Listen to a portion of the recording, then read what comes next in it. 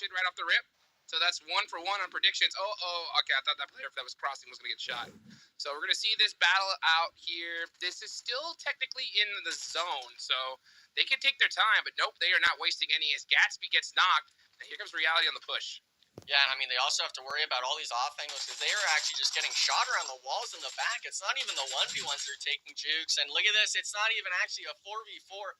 Taco Lovers has been actually creeping up on the hillside getting a knock. This is looking like a disaster for both these teams in the lobby. Taco Lovers said, give me that. I'll take some of these points big time. And they need it because they have one heck of a gap to cross. So, yeah. I mean, these teams realize it's all about top 3. That's it, right? You want to make it a top 3, nothing less than that. So I'm not surprised to see Taco Lovers really just trying to take advantage of this third party here. Oh, there goes the nice little thirst there from Reality. Gonna get that loot. Not losing a player, so a good start for them. They need to start moving, in all honesty. Like, this zone is not a very pretty one. They need to start backing out. Yeah, and the main thing, too, is you talked about, with the eliminations and stuff like that. Top 3 teams all virtually had the same eliminations as 4th place's combined total points. So you're needing to start at least getting 5, 6 eliminations a game, as much as it's tough to say, because teams like Titan Gaming and stuff like that, where they're dropping double-digit eliminations 2, 3 games a day. I mean, how are you really going to be able to compete with that if you're not able to do the same yourself? I mean, that makes me excited, right? Because I think that against a lobby like this, if we're going to see a team have even stand a chance against those Brazilian squads, we need to see a squad that's getting double-digit eliminations like every game, Yeah. So to see that come out of Titan Gaming does make me excited, but to see them just absolutely just like tank the other 3 matches, it makes me hesitant for sure, right? If they were able to get like 6 points, 7 points on those other matches, I'd be like, okay, that's good. Right? Yeah. But to pull out pretty much goose eggs, that's pretty tough. Yeah, you're not wanting any sort of donuts on the screen. And unfortunately, we have seen these top teams even drop those 0-point games, which is kind of tough for us to really, take. And unfortunately, it looks like Forbos, this is one of the teams virtually at the very bottom of leaderboard jukes. They are still struggling coming out of day 1, down to actually just a solo. And we'll talk about it more later on, but I always have loved your opinion on teams when they take these early fights and they try to back away. Because if you're in Reality's position, I could picture you maybe disengaging from this fight. Go loot, kind of just back up. But if you're 4Bros, what are you looking to do right now? Oh, man, if you're 4Bros, you're done. That's what you're going to do. Yeah, you're just going to be like, what am I going to do? Maybe try to steal an elimination? That's really all you can at this point. Because Taco Lovers, with that knock, they're on the push, and they're hungry. They are hungry for tacos.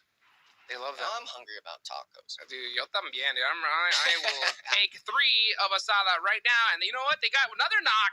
That's 2. Well, actually, yeah, they were to get a res. No, they got the confirm. Okay, so they got the confirm. That's tough. See that? And this is what happens, right? You just stay too long. And now you're starting to fall apart. Now you're going to try to back off, but it's already too late. You have to fight this now. Yeah, and unfortunately, Reality, the player that was finished out, was the one in the very front, the one spearheading it all. And essentially, if you're getting knocked like that, you're virtually, eliminated. You're not making it out. Now they're all huddled up. See the player across the water just gatekeeping them from leaving the compound. And, I mean, what do you even do at that point? Free fires, DBSs, look at that. Not even caring if he gets damage done on him. Now it's just a solo. We're going to have to see if Chapo can maybe, get a finish on one, but it won't even matter. Complete squad wipe for the Taco Lovers and a freebie from 4Bros. I don't know just where that last player is at yet, but Taco Lovers, 5 free eliminations. They started off strong yesterday on Sandhawk, and I'm happy I'm looking at them today because this team themselves have been, kind of stellar in my eyes. Heck, they got the chicken dinner on the first day, right, in Sandhawk. So with what was it, 15 eliminations? Yeah. That's insane, right? So, they show that, when it comes to Sandhawk, we got it locked down. And I'm surprised that Reality, after not noticing that in the feed, they didn't just leave. But let's look at this. Wancho and Squad, Nate with a nice knock. And a nice finish here. So it looks like we're going to see 3 eliminations. And Valak leading in the charge with 2 so far. But what is going on is ICU Gaming is going to be pressing onto this fight here. And wow, done just like that. Yeah, I'm not sure what happened with TSG. They were fighting ICU, maybe trying to hold a split on the mountainside, but trailing to Paul looking for the third party. I'd really like to see ICU maybe even leave this compound because you're kind of in that bowl down below. You're not able to really move and do what you want freely. Zuko is in the prime position right now for his squad. He cannot get knocked here, or else everything just spells disaster. Oh, yeah, looks like ICU are doing fine right now, so they're not in a terrible position. They can just kind of hold it down for now. And, well, actually, they're going to have to start moving into this next zone, so they kind of have to really push this fight. Yeah. And start moving on in. We'll see where the next zone's about to pop, though. 12 seconds left on the clock. If we see that southern ship, we're definitely going to see a botation. Let's see what happens here. Does it go south? Are we going to get the cave finish? The legendary cave finish? I want to see it at least once. It's still... So you're saying there's a chance, right? There's always a chance. Now, unfortunately, there's still a chance that this isn't even going to be a 4v4 fight like it was before, Jukes, because I'm seeing the map right now. Titan Gaming's kind of coming up behind them with the rotation themselves. And unfortunately, this hillside, it's all about the snake gameplay right now. First, Jukes. And Zuko, he's in a spot. He's kind of in an obvious spot where someone's maybe going to hold. And Nate actually being the first one knocked off on the western side of the hillside. And look at this, straight on the Paul. All shifting down underneath. I'm wondering where their fourth player's at on straight on the Paul. Maybe getting an off angle, but I see you now on the back foot. Juancho with the DBS. Gonna have to get this knock. Actually gets it. He does get pieced up in the process. But we're gonna see straight out of Nepal getting some nice shots in return. That's Frankie on the way backside. He's gonna have to push up, but he doesn't really have a great angle, and that's what he's looking for. Maybe try to get some pre-fires here. Okay, he's gonna wrap around on the right side. Oh, King with the knock on the Valak's going to be absolutely brutal. It's all up to Juancho, and yeah, that is going to be it for ICU. Yeah, I think the issue there was they got the knock down below from ICU, so to speak, and Zuko just getting caught in the side, not realizing that a straight on Nepal member stayed back, covering that rotation on the top. So great play from straight on Nepal. They actually come out with 6 eliminations. They got 2 on that TSG squad and the full squad right, but it's not done there. We've got TP in a fight with Taco Lovers. And the tacos are... Sheep is still alive. I thought the tacos were out of there. But nope, Sheep's still up in this business here, trying to make it happen against the Panthers. And so far, it's not looking too good as the Panthers are going to start coming in at 2v1, but one is pretty lit. Let's see if he's able to get the shot off. Did you notice? No. Dodges that grenade. A little undercooked. Taco Sheep. What are you going to do? What are you going to do, Sheep? Oh, here he comes. I mean, he's going to throw a nade right in there. Yep. You got to take it at some point. You got the DBS out. You hear the nade pulled. Thankfully, he dodges the damage, but eventually you're going to have to start shooting your gun, and I think TP's kind of just playing with their food right now. Hopefully no one comes in for that sort of third party down the hillside or something trailing behind Taco Lovers. But I'm liking this angle. He's actually on the balcony. Maybe they're not realizing it. They didn't get the sound cue just yet outside the window. See, now I feel like if I'm playing there, I almost even peeked at myself, but he doesn't realize. They know exactly where he was at, actually getting a good... Wait a second. I think that was his teammate, maybe. I don't know what's going on there. He just wanted to heat up a bit in the sauna or something. There you go. TP, unfortunately, losing 2 players there, but having 4 eliminations to their name. A little bit of a decent start, I guess you could say, for him. But a lot of these teams now actually opting to take these fights earlier. And Tank game was a bit of a drive-by. Strangers BD getting caught off completely off guard right on the cave top here, Jukes. Mori with that nade, though, could be dangerous. It looks pretty good. Actually just a little bit too short. And now they're getting actually third-partied here from the side, but that's going to be it. So Titan Gaming, another terrible Sandhawk game for them. Not looking too good. They end up with 3 eliminations, but that is it. Yeah, and I really like, I almost don't want to discredit Titan Gaming here because they have the fight, but KR Esports is the team that just does the same exact play as them behind them, getting the freebies in the end, and I believe there is another team coming in right now, straight out of Nepal, maybe hearing the action. So this might even be a 4th party right now on the cave side of the map. Totally possible. Cave is still in play. It's barely in there, folks. I'm believing. Meanwhile, SLR, right? SLR, one of the teams in the top 3. No elimination so far, but in a perfect position. Yeah. These guys are chilling in Camp Charlie. And we'll get to that in a second here as we watch Black Mamba now going up against Dauntless. Let's see if Klaus is able to get that nade off. Nice pre-fire from the side. Black Mamba on point. That nade hurt him bad. How about some of that, though? That hurt in return. it's always hard throwing knaves over rocks because you have to time it perfectly. And I thought he was going to get him with the knock there, getting him down to just 1 HP. Looks like Black Mamba actually having really good cover fire, getting pain knocked and stuff like that. And Dauntless now, you've left the compound trying to aggress, but if you're getting knocked, you have to just put yourself onto the brakes. Black Mama has you completely surrounded, getting away back to the compound, and I still don't see it working out for Dauntless. They won a game yesterday, but that was virtually it, Jukes. Black Mama, both of these teams are needing this fight to go their way. Oh, you see some Klaus now starting to come on out and say, you know what, let's shut him down. I mean, this is the player for Dauntless right here. I mean, Klaus has proven that he's got the skills to pay the bills, and they're going to be able to get Payne up here. And I think they need to forget this player and start moving into the zone because this is stage 3. Circle 4 really starts to hurt. Yeah, and I mean, we talked about it yesterday, Klaus being that player that the team relies on when they need him most. Look at that.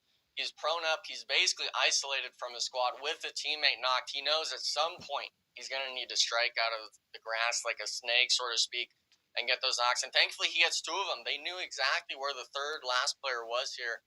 Unfortunately, just a little bit too many steps ahead, I guess you could say, to finish Black Mamba. But if you're this squad, you're almost just saving grace to Klaus. You know, like, thank you for pulling that off for us. Yes, sir. I mean, it's all about those micro plays in those kind of situations. You know, one fight, one little thing could just turn things around for you. And Klaus is that playmaker.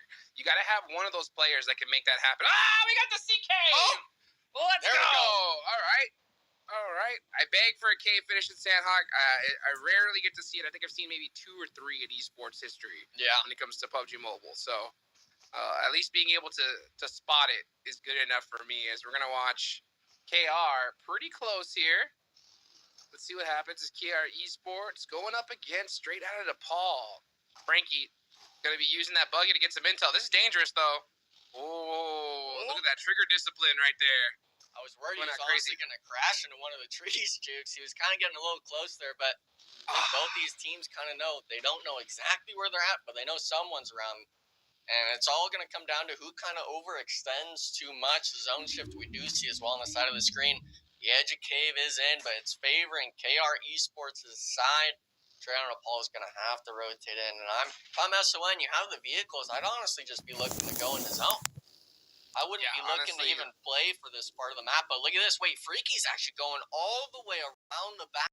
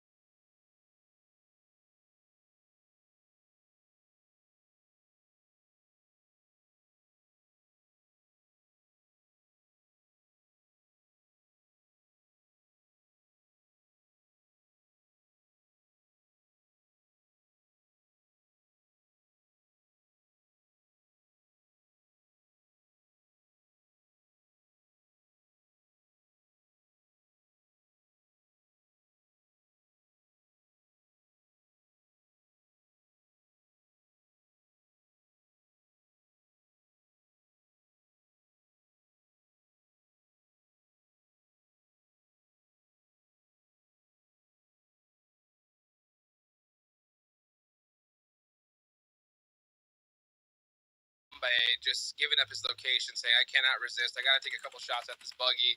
And Frankie's just getting more and more information for his squad. So, Trader Nepal rocking the 3-1 split right here. He just told exactly, his team where KR Esports is. So, let's see how they're going to be able to take advantage of it. These snakes in the grass are still pretty sneaky here.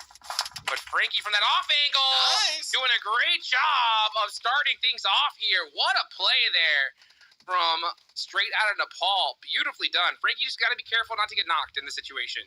Yeah, he's the one that has the spot in zone. He's the thorn in the side for KR Esports because we can look at the map. The zone is slowly closing. And if you're straight out of Nepal, you can theoretically tank zone a bit. But the main thing is you want to make sure that KR Esports doesn't have a spot in play for them to sit at. You want them to take damage. You want them to lose a bit of health so Frankie's able to come over and start getting the free knocks for your squad. The main thing, though, is just a matter of when you decide to rotate all of your squad to him and how many people you choose to leave on the mountain. Straight out of Nepal has this team completely pinched. KR they're screwed, to be honest. There's nothing they can do in this situation. They can't move. They can't choose the fight. Oh! And they have no choice, though. Oh, look at these shots, though, from Blinky. Wow. All the way downtown. KR, with these last two remaining players, are just making something happen at the last second. Blinky, he's got to get this knock here, though, because this zone's about to pop. Can he do it? Ooh, gets pieced up by that nade just a little bit, but he knows exactly where he is. Uh-oh, that nade just a little too short. Blinky throws a short one in return here, so both of these teams hurting bad. Yeah, and I mean, straight out of Nepal, they had the prime position for themselves, but they left him isolated on the hillside here. The rest of KR Esports recognizing we need to move and we need to do something. They're taking that initiative, Jukes. They sent two players. I even thought it was going to at least be three, but 2v1, the player on the hillside, straight out of Nepal, had no support whatsoever from their position, and they kind of just let it all fall apart. Yeah, I mean, that was a complete timing issue or communication issue from the team. Straight out of Nepal had such an advantage when it came to just their whole layout. So as soon as they saw those two players drive over, the team should have just crested the hill and pushed hard. But they were just delayed just a little bit, and then their critical angle was just taken away from them. So big ups to KR for just, making it happen when they needed to. Sometimes you got to make those plays, and it worked out for them. Yeah, and another team that seems like they've been making plays here, Jukes, is going to be Team Control, previous Extreme Slayers roster remix, actually having 4 eliminations out of the 7 for the squad. Virtually a prime position. The zone shifted just towards the bridge, essentially outside of Camp Charlie. But a lot of these teams, though, it's going to come down to if you're able to reach the water side or if you're able to play some of this hard cover. Because on this part of the map, Jukes, it's virtually flat terrain. Yeah, it is. By the way, what happened to SLR, man? SLR was just big chilling in Camp Charlie all by themselves, and they just got dominated. So they got taken out with 0 points total. That's going to hurt big time. Meanwhile, Control actually taking really good control of their area. Dauntless is still alive as well. So, I mean, we're still going to see some big points on the board from these teams that desperately need it. Yeah, and we're talking, that top 6 finish. Oh, no, Illusion. Kind of ratting it out. Wait, the shotgun plays. They're going to get both of them. Oh, the jump shot. The Illusion. Oh, man. You don't see that every day, Jukes. Someone actually being able to get knocks from the truck bed here. You usually actually get stuck shooting over the lip, but the Panthers being able to pick up 2 extra freebies, they actually know where Blinky's at. No one else behind them, and this is looking like a pretty nice, solid top 5 finish for the Panthers because we're talking only 6 teams here. We're having a lot of solos in play and only 2 squads with a full 4-man left alive. That was incredible, honestly. Beautiful play there from Illusion to be able to soak up those 2 points and get some extra placements for his team. And I'm pretty sure he's going to get another one here. As long as he stays in this truck, he should be okay. He's got 30 seconds left on the clock, so you will have to leave it. He knows it too, but doesn't want to leave until the absolute last second. But I think that truck right in front of him should be in play. Yeah, he's got 5 smoke grenades in the backpack as well. Even if the next truck isn't, there's the boxes on that other side, just on the right when we were watching it. Blink, you still won't be able to have shots on it. But these teams are in that Camp Charlie side, Dauntless and Team Control. Going to have to start going elbow to elbow with each other. We might see a fight there. And I'm actually really liking the Golden Eagles spot. They know there's some people on the bridge, but I think they're going to start to figure out pretty quickly. There goes, unfortunately, the last player of Black Mambas, but they're going to figure out pretty quickly that the bridge isn't going to mess with us. We're going to have complete control of this whole water side, maybe even that ridge off to the right, being able to kind of tie down these other 2 remaining full squads. Okay, I think Golden Eagles, with their position here, should definitely win this one. Let's see how it ends up happening, though, between Control and Dauntless. If one of these teams leave this fight with their entire squad up, they're going to be doing pretty good. Robert's got the angles here. Dauntless does go for the play, gets the knock. He's going to actually jump through the window. He sees Robert. Oh, but gets shot in the back. Beautiful play, though, from Klaus. I mean, so aggressive by himself. Now the rest of the squad needs to come and finish him out. Yeah, the problem is, though, is that street side is just too much of a gap to cross. Klaus is actually playing solo in the corner here, maybe playing that sort of rat spot, but Control being able to kind of sniff him out. He did get that 1v1 knock, but not getting the finish. Ultimately, letting Control get the reset, and the zone shift does happen. Both of these squads on the south side are going to have to move out directly into the Golden Eagles' eyes. I'm going to say right now, if I think one team could win it, that's my Black Horse squad right now, it's going to be the Panthers. Illusion's position is disgusting right now. I know he's only one single player, but with how these fights could work out, we could see him do some shenanigans here. So let's see what happens as Dauntless is going to start pressing up. Here come the smokes out. And let's see what ends up happening. What do you think? It kind of sucks because Salty, he's the one that had the UAs just now getting knocked virtually immediately. It also looks like Illusion was just found out getting knocked to zone, so I believe Dauntless doesn't even get the elimination point. Here we go as well. Another player. It's only Pain that was able to make it in, but hopefully Pain's kind of hoping that Control gets the focus. Golden Eagles doesn't move up, and unfortunately that doesn't seem like it's going to be the case. He's going to have to fight it out for that top 2 placement here, Jukes. Well, Control, man. Control has been doing so well here. And legendary squad, Robert, Hayuya, Remix, Frady. These are no-joke players here, guys. And they are making it happen in Sandhawk. They completely ejected, I believe, SLR. 8 eliminations so far. So now it's really Control's game to win at this point. Yeah, unfortunately, Golden Eagles just let them leave the compound in the open. Robert actually picking up the last Dauntless player, so now a 4v3 situation going on. Control having all the pressure now, keeping the utility around, getting a big knock from Remix. Now it's, I believe, just a solo player on the backside, and they're not even going to get one, Jukes. Control being able to leave the compound and secure themselves the first chicken dinner. Too strong. So Control win the first game in beautiful fashion. I mean, this wasn't an necessarily easy one for them at all. I mean, SLR had the position. They had to go and eject them, and they just pushed through and just ran over these squads. Yeah, and I mean, Klaus himself is the main key factor for Dauntless, unfortunately not being able to secure it in the end game. But PB, I want to get your thoughts. What the heck happened to SLR? Was it Control just being that much better, or did they maybe just fumble map one? Well, SLR was hanging out in Camp Charlie, and they got tag teamed, my friend. It wasn't just one squad that took them down. They got sandwiched by the likes of Dauntless and Control there. So, unfortunate for them, SLR goes out in Game 1 with no eliminations. They'll pick up a 7th place, though, good for 1 rank point.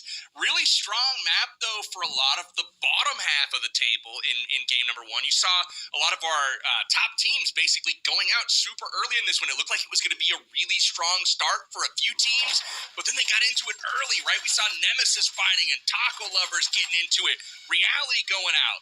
Lots of teams getting into things very early, it looked like, in Painan. So we take a peek at the replays here. Hot Jukes, what'd you think of the opening of this game and so many teams getting into the action early on? Ooh, I mean, that's so huge, right, for the rest of the people on the leaderboards here, because they needed this kind of game. They needed the top 3 to go out early, and we did see that, right? Taco Lovers started off so strong, too. So they got those eliminations, but couldn't get those placement points, BB. And we know, especially with this new, point system, well, I mean, it's not new anymore, right? That it's just all about that perfect balance. You need to have eliminations and placement. So, I mean, I think we're going to definitely see the leaderboard shake up a little bit. Absolutely. I mean, you mentioned the Taco Lovers, and yes, they did go out early, but, man, I would have liked to see Sheep here get this angle and have a shot at making that play, because that was a really nice setup, but unfortunately, the Panthers had their head on a swivel. They weren't going to get one pulled over on them that easily, the Panthers winning that fight. And then this was an interesting one here, because it was second party, third party, fourth party, fifth party. Got absolutely wild, and this fight drug on for quite some time. And I want to say straight out of Nepal, they were really strong in the early and mid game here. Super, super aggressive. And like you said, they just got a bit out of sorts. Kane getting finished off with the nade from Blinky here. I thought straight out of Nepal was destined for big things that game. It really looked like it early on. But unfortunately for them, it did not pan out. But they did put up some elim points, picking up 7 that game. So straight out of Nepal, not a bad showing, honestly. And I think that's what you got to look at here for some of these teams that did go out early. They got in and they got their points while they were on the map. You know, the likes of Taco Lover, straight out of Nepal, KR Bros is fighting off the drop. Now, Enigma, I got to ask you, is this a strategy? You know, our team's targeting them at this point, thinking that they're easy kills or something like that. I don't really know what's going on, but it sure seems like off the drop, you've got Black Mamba and 4 Bros fighting every single game, and I'm wondering if it's bad luck or if people are starting to sniff out like, okay, this is where these guys are dropping. We need to make up some ground. What's going on here? I think it's more those teams aren't showing any signs of life. If you're looking at Nemesis, Titan Gaming, even ICU and the likes of them where they've played and have the experience for the last year or two, those teams are recognizing this team can't win a 4v4 against us. And virtually you think that with any sort of fight you take, but if you're really wanting to think of it, we know this team drops on this part of the map. No one's going to be around us. I wouldn't be surprised if the likes of the teams I named, maybe even other ones or those middle of the packs like Taco Lovers, start looking at Black Mamba, start looking at Three Sheeps Gaming and saying, let's take this 4v4. We're feeling it. That's 4 free eliminations for us. And if I'm one of those bottom teams, I'm really kind of checking my back because a lot of these teams now are really eyeing you and saying, hey, what are you doing here? We're needing you to show signs of life. Absolutely. I feel like the first day there was probably 4, maybe 5 or 6, you could argue, teams that were showing those signs of life that you're talking about, really kind of getting it done on the leaderboards, top finishes, popping off for games and whatnot.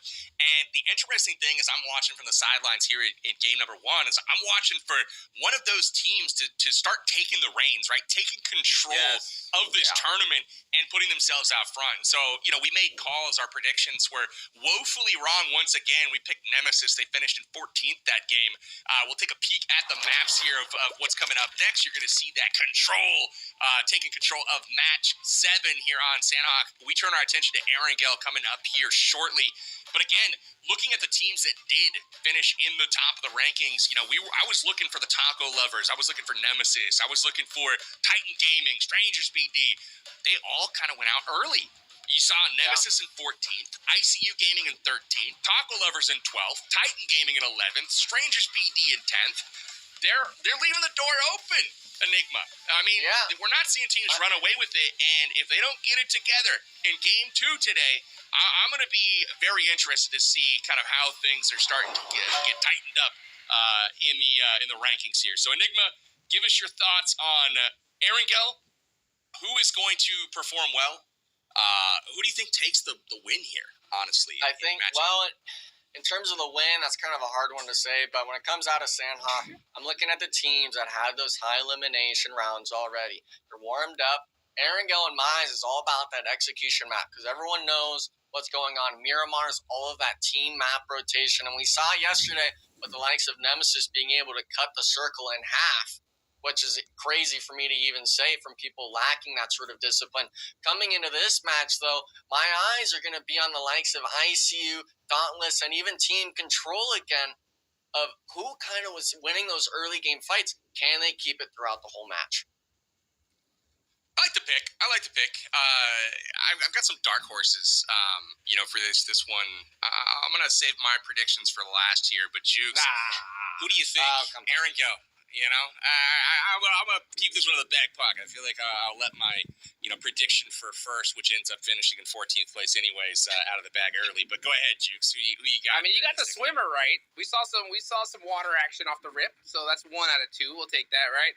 I'll go with the Taco Lovers. Why not, right? I think they started off strong in the last game when it comes to aggression. I hope that they're kind of looking and just saying, all right, yeah, we got the eliminations. We know that we can make these plays, but we're going to need both, right? So I want to see them just kind of slow it down, be a little bit more decisive with the fights they want to take, right? There's nothing wrong with getting a few eliminations and then just leaving, right? Get to that end game. Take those points, run with it, and be able to go ahead and get towards that end. So I'm going to go with Taco Lovers. Let's see what they can do here. Why not? I like to pick. I've got 2 teams in mind. I'm only going to go with 1. Obviously, I can't pick 2. That's not fair. But Dauntless was impressive in that first game. And we also saw Straight Outta Nepal. Both of them, putting up numbers. I like Straight Outta Nepal to take this game on Erangel. And the big reason for that is they showed me in Phase 1 last weekend that they've got that clutch gene. They were in 10th place and ultimately jumped all the way to 3rd in a matter of a couple of games. I feel like they've got that clutch gene, and they've already gotten the guns warmed up today. They were firing like crazy in game number 1. So let's see what they do on Erangel here. It is time for our second match of the day. We've got match 8 for Erangel. Take it away, boys. Let's go. Here we go. Now we're going to go ahead and get into some Erangel action, the tried and true bread and butter of Pubg Mobile. I like Enigma, I know you're excited. Yep, I know you're excited, brother. So what are you thinking about coming into this one? Well, the main thing is obviously going to be the playing path. It looks pretty decent in my eyes. Yesterday, we saw some pretty scary ones for the most part for some teams that were starting off on that northwest side. kind of splitting it all the way towards Milta Power. Unless you're that military-based team, virtually every spot's going to be reachable. And I'm looking at the likes of some of these teams that drop towards the middle. We saw some of these zones shift completely away from the flame path. And I think a lot of these teams were kind of struggling with even getting in to prime positions on the map. They're opting to take early game fights. And as much as I like seeing that, it's also like we're leaving half of this map open for the taking. Yeah, I mean, Sandhawk is Sandhawk. I think the one thing that North America just sucks at, to be honest, is the understanding of when to leave a fight. Yeah. Right. I noticed at the top level, like we saw some fights in the blue zone early on. Those rarely happen at the high end. Yeah. Because teams recognize that, you know what, it's a lose-lose if we fight this, right? They'll see them in two troublesome spots, but they'll just leave. They'll just both kind of look at each other and be like, what are we doing here? Let's get into zone, and once we get into zone, we'll fight. Why not? Yeah. Right? But fighting here now, we're going to be just in big trouble at the end of this, right? Yeah, even if we go and leave with all these eliminations, we're going to be so late to the circle, we're going to be taken out anyway, right? Yeah. So I want to see teams recognize that here, right? And it's so hard to play in these matches with teams that don't, because it just hamstrings you. It really does. Even if you're the top team in the world, if you have a team that's just really new to this or just not as experienced as others when it comes to just plays, then you're going to be stuck in the blue zone, not being able to move, and that's just going to kill your rotation timing. Yeah, and that's a strategy for a lot of teams. I mean, way back in the ESL days, my team actually had that exact mindset when it came to rotating. We used to drop next to SSG on Sandhawk, and we knew that team was more than comfortable doing that sort of handshake of, we're focusing our rotation. We don't want to get caught up with the other teams in the lobby that maybe aren't feeling the same way. Because if you do it in the first zone, I see it as it may be going decently for you. But after that, you're burning meds, you're burning all this precious time you need to get into the zone.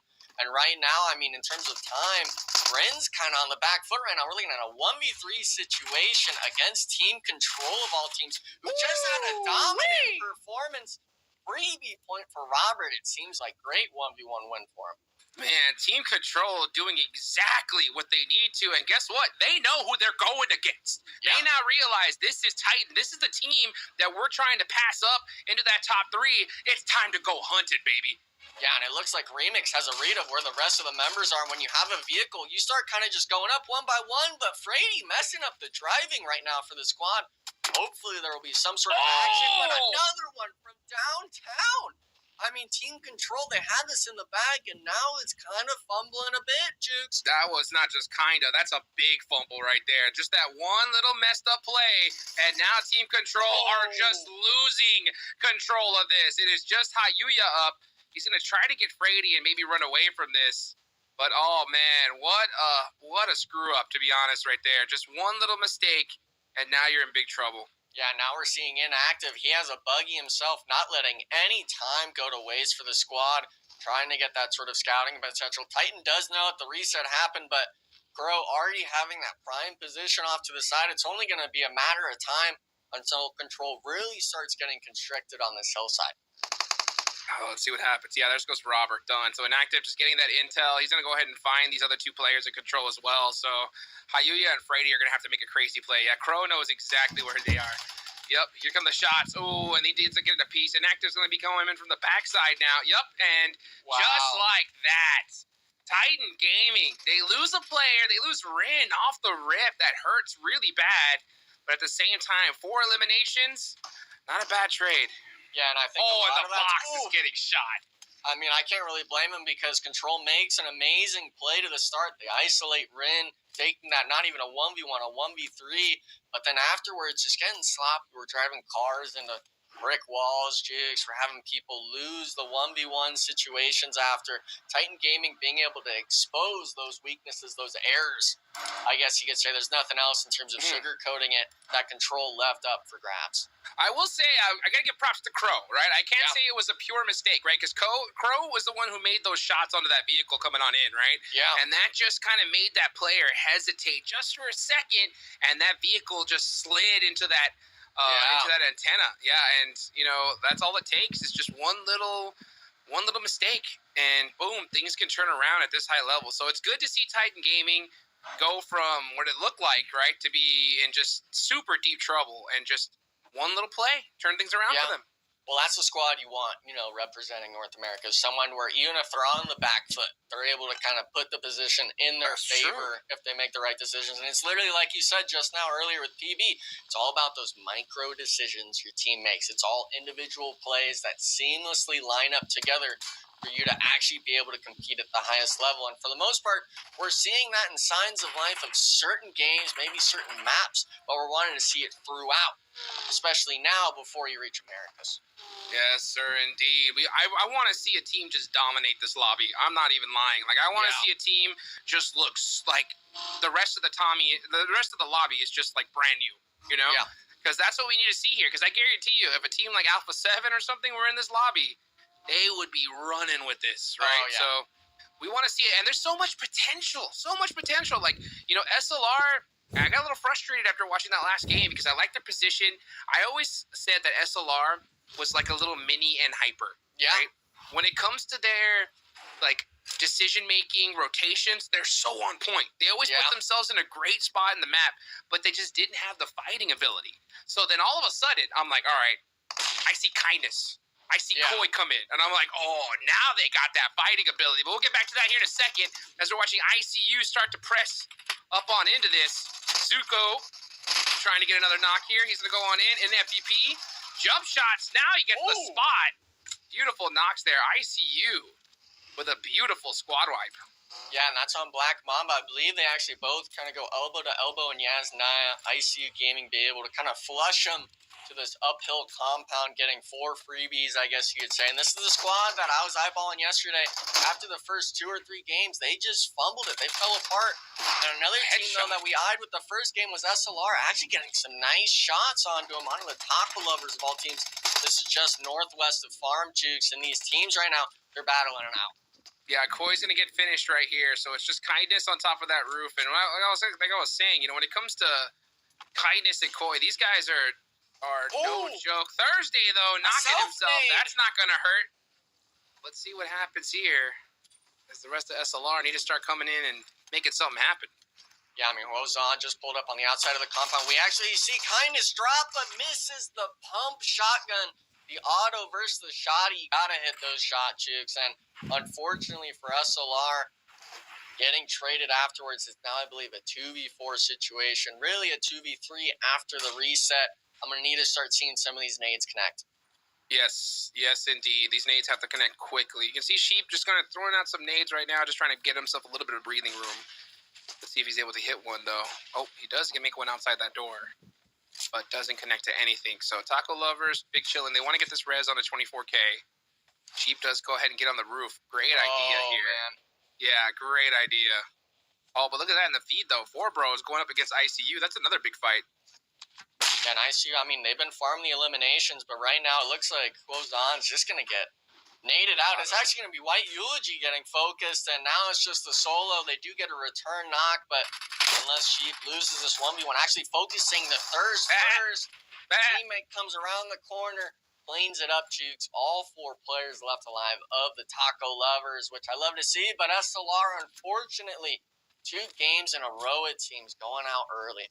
They got to win those fights. They have to win those fights. I mean, SLR, they have the talent on the roster, but there just seems to be just simple mistakes that are just crushing them. So hopefully they're able to turn things around. And, the one thing that I always said that when it comes to SLR, these names, right, they're so big. We know Kindness and Koi have what it takes, but the thing that has cursed Kindness and Koi, right, is that clutch factor. That is something that they just cannot get a hold of. When it comes to that last game, or a game where they need those 10 points or something like that, they always fall off or something happens and they're not able to make that mark. And it's just cursed them for so long. So to see them lose fights like this, and start 2 games off the rip with just a goose egg, it just doesn't bring me confidence. I mean, it's just a sour taste in the mouth as well for him, because Dave and I talked about it a lot yesterday. When you get eliminated early on in these matches, you're waiting 30 minutes. You're sitting there with your thoughts of that one decision, and we're talking 18 games. It's not like you're in that month-long LAN event just yet. You have to qualify to get there. you only get 18 games, 18 lives, I guess you'd say, in terms of you leaving a mark and being able to move on to the next stage. And I think some of these teams maybe haven't really put that mindset into their head until it reaches the second day, until it reaches even the third day. You need to have the mindset from game one of we need to be top 3 and we need to make sure that it's convincing for us. Yes, sir, indeed. That's exactly what you need here as we look at now. The Taco Lovers now got their work cut out for them because Dauntless has them in their sights. There's Klaus, after that knock, deciding what to do. This is an interesting one right here. They don't have to take this fight. They don't have to, right? So yeah. You see them just kind of using that information, just trying to figure it out. Maybe if they get a secondary knock, they'll make something happen. Yeah, the main thing for me as well is when you take these early game fights during that fight with, I guess you could say SLR and stuff. Wait a second. ICU's against Nemesis right now on the full send. Looks like a 1-for-2 trade right now. Jukes Juancho in the front line, not getting thirsted just yet. Zuko's trying to give the support. Zuko, let's see what he can do. ICU starting off so strong with 9 eliminations. Now he's looking for some more angles. Let's see what happens as they're starting to press on the Nemesis. You can hear that vehicle. Zuko just pressing hard. Finds the spot and gets the finish. ICU, 12 eliminations. These guys are starting off strong. Yeah, back-to-back 4v4 fights. They win without losing a single player, and the last one being the Nemesis squad. I'll give props for the early Black Mamba fight before it got too late into the zone. Same with Four Bros, but Nemesis, it looked like taking the fight to him, losing it in the end. ICU, the team that struggled game one kind of after that first fight, being able to keep the pieces together and string those team fights one after another. Let's see what happens here. Dauntless now. Taco Thursday taking down Klaus. That's a huge loss for them there. So Dauntless down to 2 players over here by Farm. Going to have to figure something out. Now let's go ahead and take a look at some of these other squads right now. I'm looking at the map. Right now we're seeing straight out of Nepal. They're dead center of this, so they're in a really good position. Yeah. Anybody else stand out to you? Well, for the most part, I'm really just looking at Dauntless, though, because they had a spot in zone in the center, and I think they just tried to bite off more they can chew, rotated to the middle, now being down to a solo. But Strangers BD, I guess we could look at right now, full 4-man squad, actually picking up 2 little freebie eliminations on the edge. And the tough part about Farm is where exactly it shifts. This whole part of the map has specific compounds that become power positions depending on how the zone is. All of these teams are going to have to start deciding now whether they want to fight for those and chance the zone, or if they're going to look for those eliminations on the edge of play. Yes, sir, indeed. Let's take a look here. Now we're starting to see KR get into it. And let's see what happens. That's going to be against the 3 Little Sheep Gaming. Kane. Oh, come on. They're not little. They're not little. Come on. Are you sure? They're not in top 3. Right now. Yeah. They're not in top 3. Once they hit top 3, then they're going to be some big sheep. Right now, little sheep. Little sheep. Okay. I'll give you that one. Let's see what happens. Here. Payne looking up to the sky, making sure everything's okay. Let's see here. Reality, man. Reality, they got a reality check in that last game, didn't they? I mean, they should have left that fight, but they stayed too long, and Taco Lovers punished them for it. So I want to see them realize that, hey, you know what? Take the money and run sometimes. Get some eliminations. Prioritize circle. And they're not in a terrible spot here, but this zone is about to pop. So let's see. Where is it going to go? Will it center up? A little bit to the south. Yeah, and I mean, for the most part, Reality's chilling in basically dead center of the map. We are seeing, of course, Golden Eagles. They do have a player stranded, but these kind of shacks on the edge of play outside of the warehouse are actually pretty playable for the most part. You see the door is facing towards Reality. So let's say Titan Gaming, per se, pulls up onto the Golden Eagle solo here. He's actually able to kind of stay inside and get protection from other teams. We'll have to see if it stays in zone in the next stage 4, 5, or 6. But the teams right now, there's not a lot of real estate, and there's still a lot of heads in play. Oh, yes, there is. Reality are chilling pretty much dead central here, right above Farm, holding this warehouse down. So they're not moving a muscle from here. They don't got to. But we still got quite a few teams that need to make the move. We're talking about the Panthers. ICU are now making their move on in. And they're going to find these couple buildings here on the north side for free. Wow. So, wow, that's crazy, especially this late. These other teams did not move there. And I'll tell you what, rotations like this are not going to happen in the next event here, Enigma. So I think if you're ICU, you just got to take that and just smile and then move on with it. Yeah, I don't know how much they're smiling, though, because I just saw it right now, Jukes. Valak getting knocked and thirsted from all the way across the road to the east, from straight out into Paul. So I don't know if he was parking it in the wrong spot or maybe just got beamed driving up. But from a mini, for say, I think he just kind of got lackadaisical. This compound as well, when you said it, being completely free, I mean, we see it on the map stream. 4 people up to the left, kind of just out of zone. This spot is almost never free. I can tell you right now. Yeah, so I see never they free. get a blessing, but still kind of just lose that player. And this is it right here. I mean, full beam out. It looks like he just got headshotted from straight out on the ball. Not sure how he lost so much HP leading up to that, but awesome shots to say the least. Hey, way to go, observers there, being able to see it, let us see exactly what happened there to Valak on that rotation. I mean, it was kind of hard because he has to go down that way. If he goes a little bit further to the right, he's dealing with KR and these other teams. So that was the rotation, but getting busted out definitely hurts there. So I don't really talk about enough, right? How vehicle spacing on rotations is so important. Oh, yeah. You know about it, right? I know you know about that. Yeah, well, I mean, and the main part is, obviously you have your one scout. I don't know if he was the one in that instance. He did a loop around and said, yeah, crash for me real quick. Because it looked like in that clip, Valak was going pretty slow. He should have had a lot more speed, which obviously makes it a lot harder for us to be able to land those shots. Maybe he was hitting a U-turn, seeing KR to the west. But a little bit of an unfortunate loss for the squad. They still will have a power position. Most eliminations in the lobby right now. And for the most part, a lot of these teams kind of just chilling, waiting to see where that next zone shifts. Yeah, let's see exactly. Where is it going to go? Still, I mean, there's 11 teams remaining, so we saw quite a few squads go out early here. Oh, wait a second.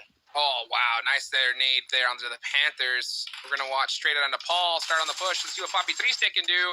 Poppy 3-Stick getting DB or S12K right in the beak.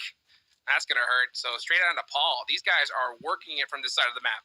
I'm not sure if he just got a 4PC. He at least got 3 of them in that building alone on the full send. But Ricky absolutely just demolishing with the S12. You'd picture it with DBS, but a shotgun's a shotgun in the right hands. And if you're just one tapping heads, it'll make it happen. And as Zone Shift, Titan Gaming is loving their position right now. But a lot of these teams on that north side, on that west side, really going to struggle getting into this next zone. Yup, straight out into Paul. We're looking at ICU, and now they got to start heading on south. So let's see what they're going to do.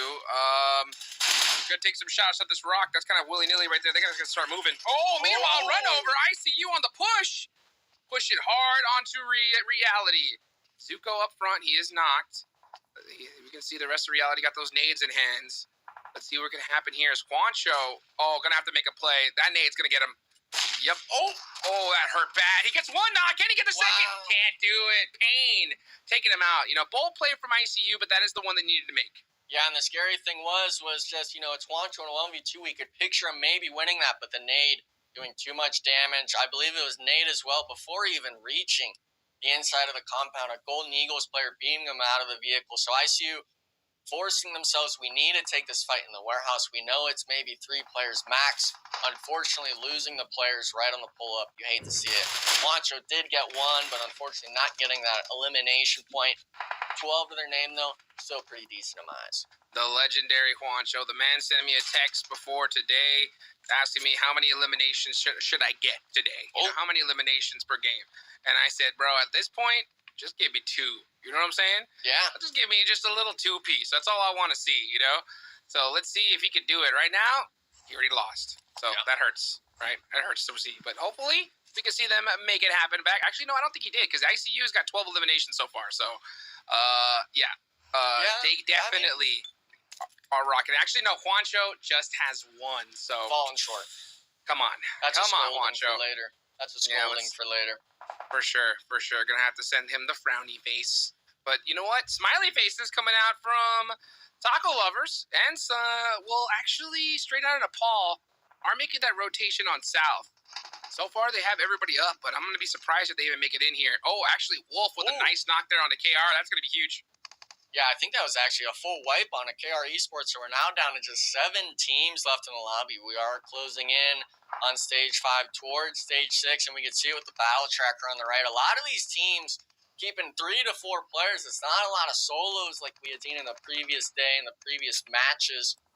A lot of these teams going to have to start figuring out what they want to do. This next zone's either going to the warehouse in my eyes, or it's going completely away from them, either to the east or the south. You're going to have to start making moves.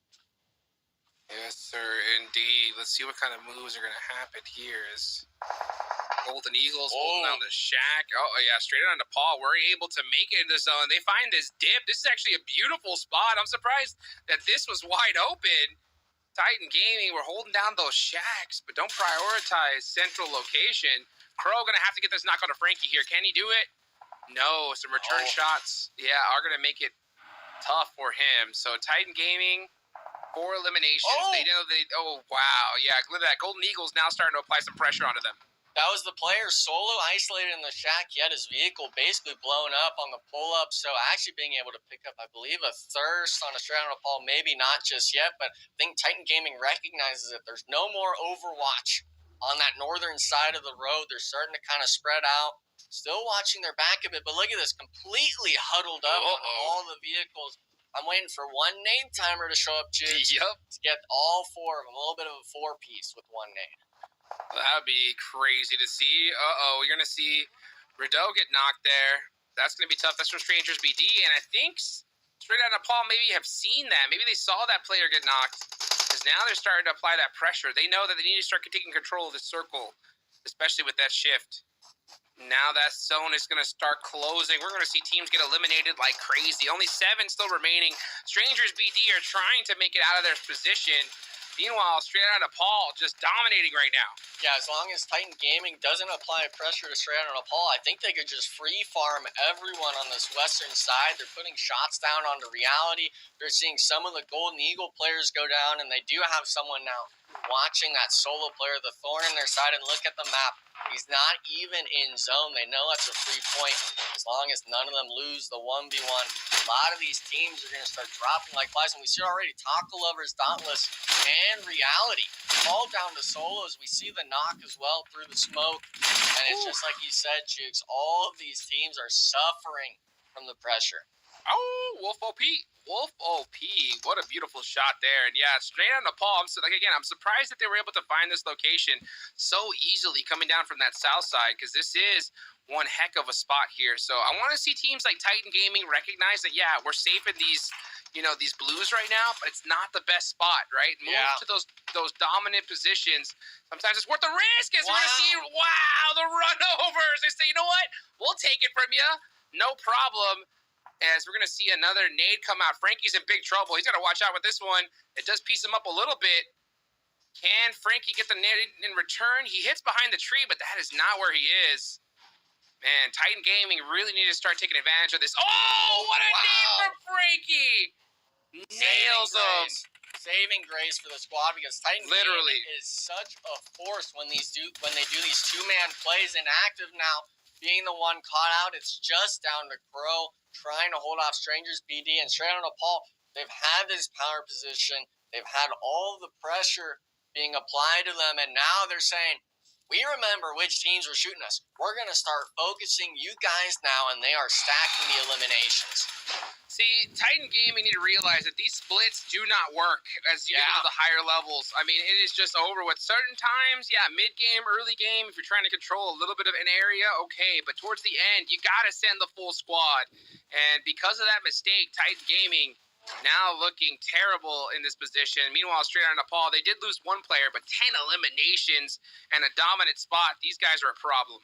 Yeah, and look at this. I think a lot of that with Titan Gaming was this Stranger BD split. We have a solo completely underneath Titan Gaming. They're worried about pushing him from straight out of Nepal, being able to just be a complete thorn in these players' side. This is looking like a complete repeat of yesterday with Nemesis on Miramar. They have complete control of half the map, and look at that Crow not even being able to stay alive, going out in 4th place. We're down to just the top 3 teams here, Jukes. And in my eyes, I'm looking still at Strangers BD taking this one. Yeah, I mean, let's see what they're going to do here. They have their entire squad up, and they're looking down the eyes of straight out of Nepal. But it's going to be really dependent on where this next circle is going to go. We only have 1 more shift. So let's see what happens here. Golden Eagles, man, these guys were holding that shack for so long. Yeah. And they've held on here into the top 3. Yeah, they held out Reality, who's at the warehouse, being able to hold those, I guess, 2-story buildings just outside, slowly inching their way in. Now it's Straight on Nepal kind of getting turtled up on their vehicles and stuff like that. And Strangers BD, they're still trying to apply more pressure. They're having players get on roofs. They're making sure every angle is cleared. No rock is left unturned for their elimination points. Yeah, but you know what? I'll tell you what. Don't count out Straight Out on Nepal yet, because these guys have proven multiple times that they can get out of just like a crazy bind. Yeah. One good nade, one shot in particular. So Strangers BD can't just split their resources. They need to focus right there. And look at that. I'm telling you, you got to worry about this squad here. Yeah, and look at that. That's the player completely out of zone, being knocked while zone is shifting inward. Now Golden Eagles, they're the team being focused down. Blue zone just to their backside. And at this point, do you even give the elimination point to the squad, or do you try to make it in for that second place finish? We're going to start seeing those tap shots. Yeah, I think at this point, Golden Eagles just deny the point. Meanwhile, Strangers BD, what are you doing? Taking a lot of time here to put them into that vehicle. Okay, now they're going to start moving up into zone.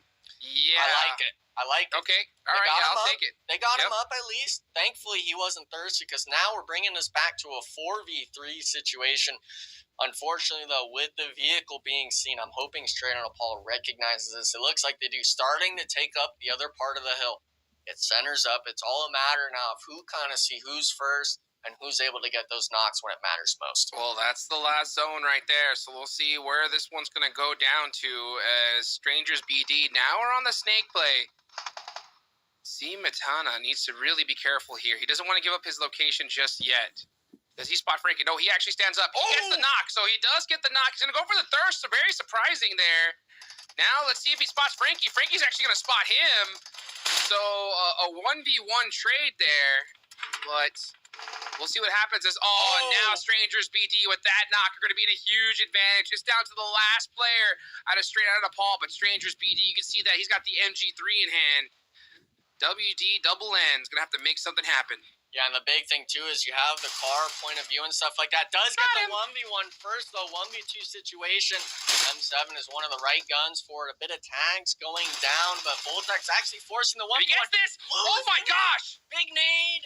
Not doing any damage. We're down to just a 1v1 right now. Looking to play a little bit of dodgeball right now. It's a matter of who kind of lands who, both throwing it out. And if I'm WDN, I'm wanting to see him almost maybe go for a reset on the heel here. You know where the player's at. The problem is both of them are out of zone, Chooks. What is Maury going to do? Is he going to try to actually go back to that player? The blue zone is pushing is going to hurt big time. He's going to have to run out to the open. He's going to have to make a play here. And who won it? Wait, okay, yeah, all right. It is going to be Strangers BD winning that one. What a finish. Yeah, and I mean, for the most part, I think it was like you noted, the MG was the reason why he won that 1v1 in the end, because they were both 1 HP. The 3-gear with that crate weapon being able to be the deciding factor, but you got to give props, of course, to Straight Out of Nepal. The 1v3 getting 2 more elimination points, securing the second place. It's something we all love to see.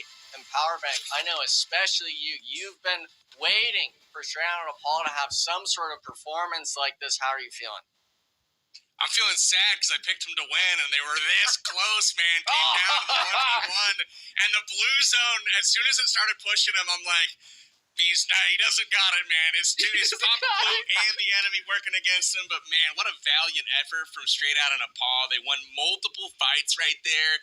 And, honestly, when they took it away from Titan Gaming and they had that clutch nade to kind of overcome that adversity, I was like, you know what? I think they got a shot here. You know, they started out quiet, 0 elims through the first half of the game, and then they started picking up that momentum. But, guys, we can't count out Strangers BD. Again, quietly winning the game. I mean, you know, Straight Out of Nepal was the headliner there, but Strangers BD picking up the W, and consistency has been the key for them. They've been on top now for one game, and they've been in the top 5 numerous times now. So Strangers BD, one to keep our eye on. Jukes, this was an interesting turn of events early on. You saw Robert pick up the kill for control there, but the tables were turned super fast, and Titan Gaming was able to turn things around. Yeah, I think Control just got a little extra hungry there because they realized it was Titan Gaming after getting that early thirst. So, they wanted to take them out because they're the team that they need to pass on the leaderboards. And so they rushed it just a little too fast. We saw one of the players get shot out of their vehicle, and then it just turned around. So a beautiful play from Control off the start. But, man, ICU, you got to give them some props, too. These guys fragged out in this one. I feel like there's going to be a tightening again on the standings, right? Because we saw teams like SLR not show up again, so their clutch on first place has got to be in jeopardy at this point. And then you look at teams like ICU, which they were on pace for a 30 bomb this game. Let's be real. Yeah. They completely took out 3 out of the first 5 squads that were eliminated from this game. It was ICU that was the one doing the damage there. And one thing that I noticed was they took out 4 bros and they took out Black Mamba. So I'm wondering if ICU is doing a bit of hunting, as we kind of alluded to before the game, and padding those stats. I think it's working out really well in their favor after they picked up 12 elims that game. Enigma, I don't know if you caught where those things happened or if it was just coincidence, but Nemesis, Black Mamba, and 4 bros all taken down by ICU Gaming. Yeah, a lot of that was just on that northeastern side out of zone. I believe the Black Mamba, the first squad wipe, was in Yas 9. The rest of them going down at that clip we just saw at that Nemesis compound. A lot of them kind of just getting lackluster, I think, pushing Juancho and stuff like that, giving them the freebie knock openings. But we can see it right now. The match rankings, obviously. Look at the right side. It's a bit rough.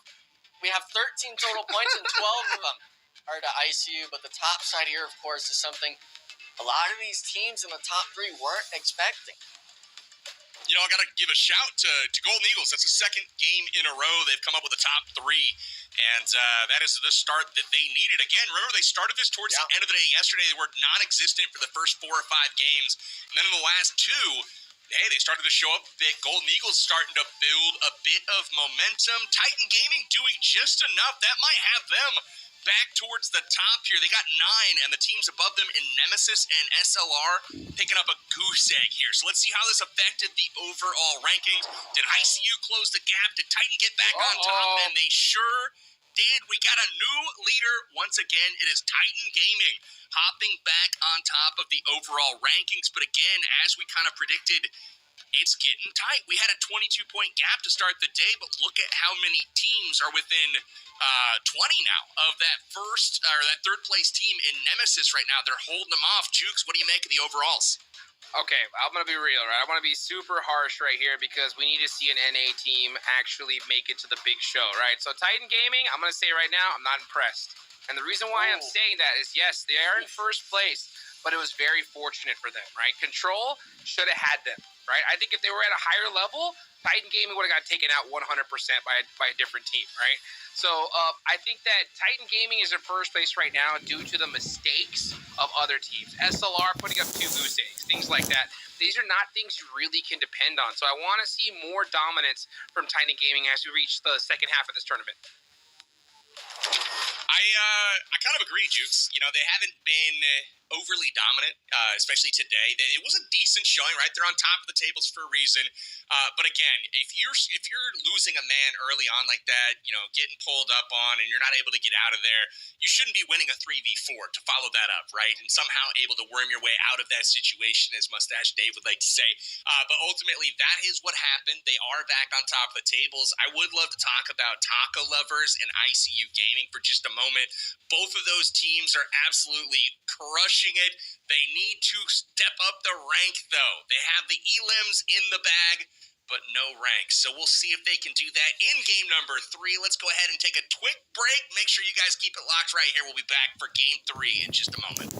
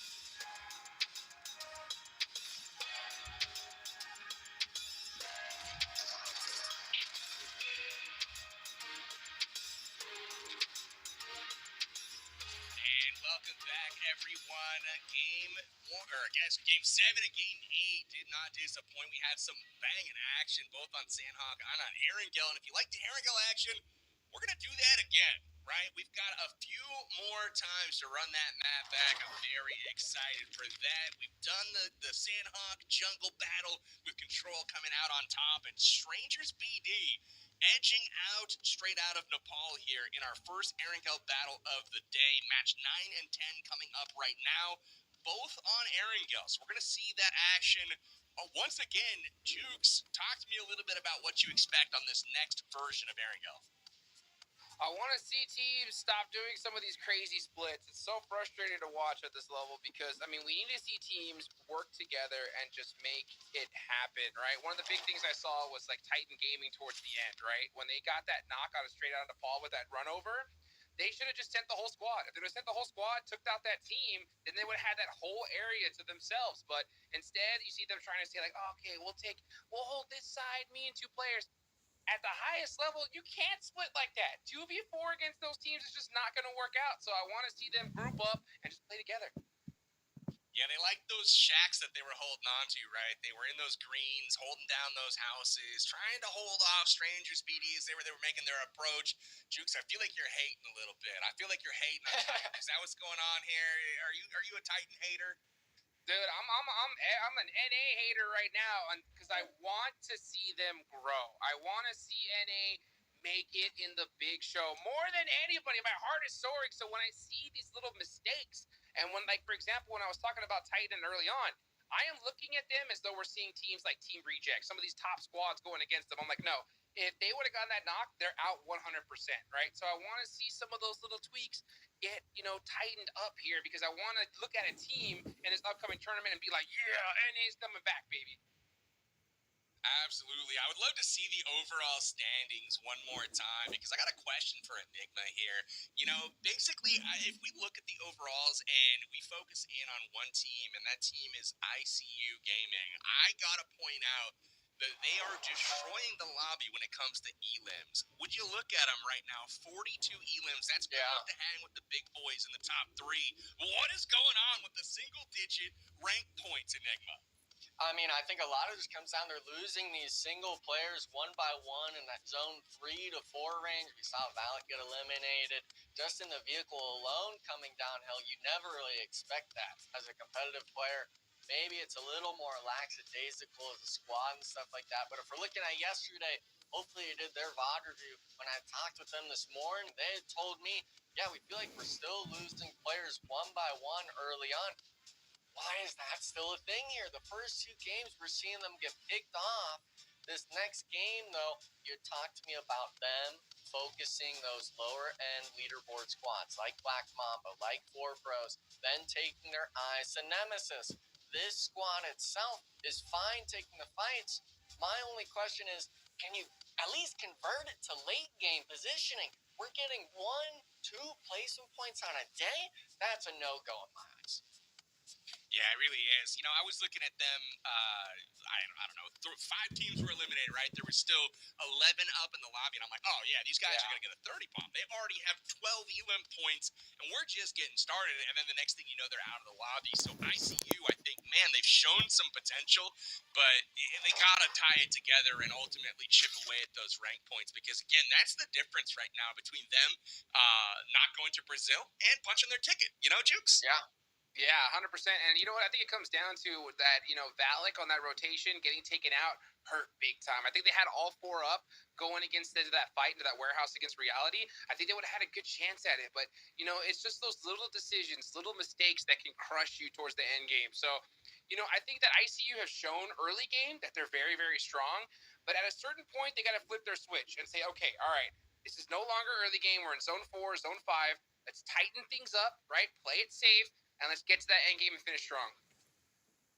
You know, Jukes, I don't know if you could blame it all on Valak, man. I think his tranny stuck, you know? I feel like he was stuck in first gear. The car just wasn't responding properly. It's got to be something like that. He was taking an awfully slow joyride, though, on the top of that ridge, especially with two squads there. It wasn't just straight out of Nepal looking at him from distance. There was a squad in that compound that he was next to as well. But I got to wonder, you know, there's 3 teams right now that are within 11 to 13 points out of the cut right now. In 4th place, we have Team Control. They're just 11 points back. And then in 5th and 6th place, we got Taco Lovers and Strangers BD that are tied up right now. Of those 3 teams, Enigma, which one are you looking at to potentially sneak into the top 3, or do you think any of them have a chance? Well, I think all of them definitely have a chance. They're putting up more ranked points and eliminations than ICU right now, it seems. But in terms of those 3 you named, I'm looking at Taco Lovers. They started off strong with that map 1, just like they did yesterday. Getting those eliminations obviously wasn't the win and stuff like that. But that squad themselves have proven to me at least that they're at least picking up those early game eliminations, whether it's 3, 4, 5, 6. It's just a matter of having those pop-off performances like the Titan Gamings have, like Nemesis have had. All these teams have it in their wheelhouse to do that sort of thing. You need to make sure you do it in these 18 games. I think you're right. That's one of the things that I look at for, you know, if I'm picking a team to move on from the region, they've got to have that dominant gene, right? Where you can just come out and drop 15 elims, 20 elims in a map, because ultimately those are the performances that propel you so far up the leaderboards, help you close the gap if you're behind, and help you secure that margin of victory if you are out in front. Right now, the Titan Gaming squad has been able to do that. We've got Nemesis has been able to do that. ICU Gaming has been able to do that. So they're a bit of a wild card for me right now. And then you also have the Taco Lovers. Those are the squads right now that are really throwing down the big elim numbers. SLR has been more consistent than anything. And then you also take a peek at Strangers BD. They have also been a model of consistency. They just haven't been able to string together the wins up until this last game. So Strangers BD starting to make a bit of a name for themselves as well. For me, they're a bit of a dark horse right now because ultimately they've spent probably more time than anybody near the top of the tables and just now getting a taste of their first chicken dinner. I like Strangers BD coming out for the win in this next one, actually. I would love to. Wow. I'll lead the predictions here. I'm going to go Strangers BD back to back. Building on that momentum, Jukes, coming to you, my friend. Give me a prediction here. What are we gonna see in game number 9? You know what? I got to give ICU a shot here. You know, I like the way they started out. You know, at the same time, when it came toward that end zone and they got that free position, it kind of made me a little bit nervous because I know that spot shouldn't have been open, but they got it anyway.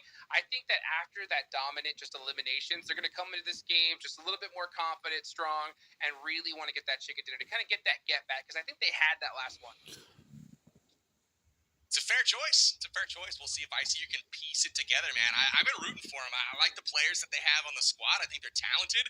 Might be a little bit new. They're still starting to gel a little bit, but they got the skills, bro. They're climbing up the elims, and they're within striking distance. So Enigma, coming to you. Predictions, game number 9. Who's it going to be? Well, what I'm looking at right now, shout out to production, of course, for getting me the stats, but Nemesis looking for their first point today. After those 2 games, dropping basically goose eggs on the first 2.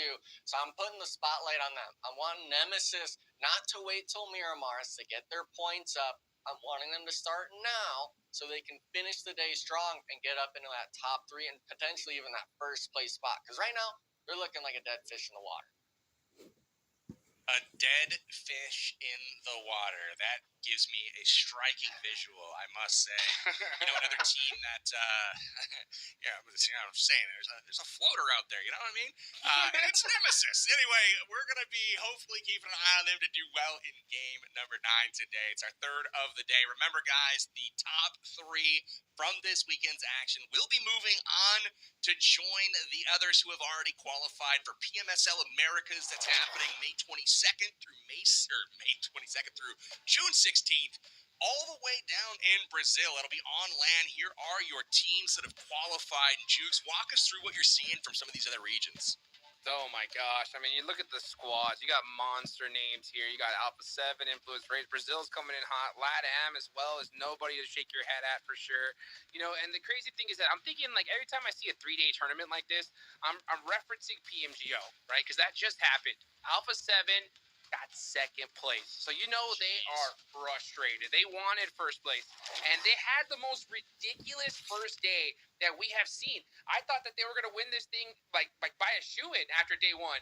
But then we saw Team Reject just dominate with their aggression.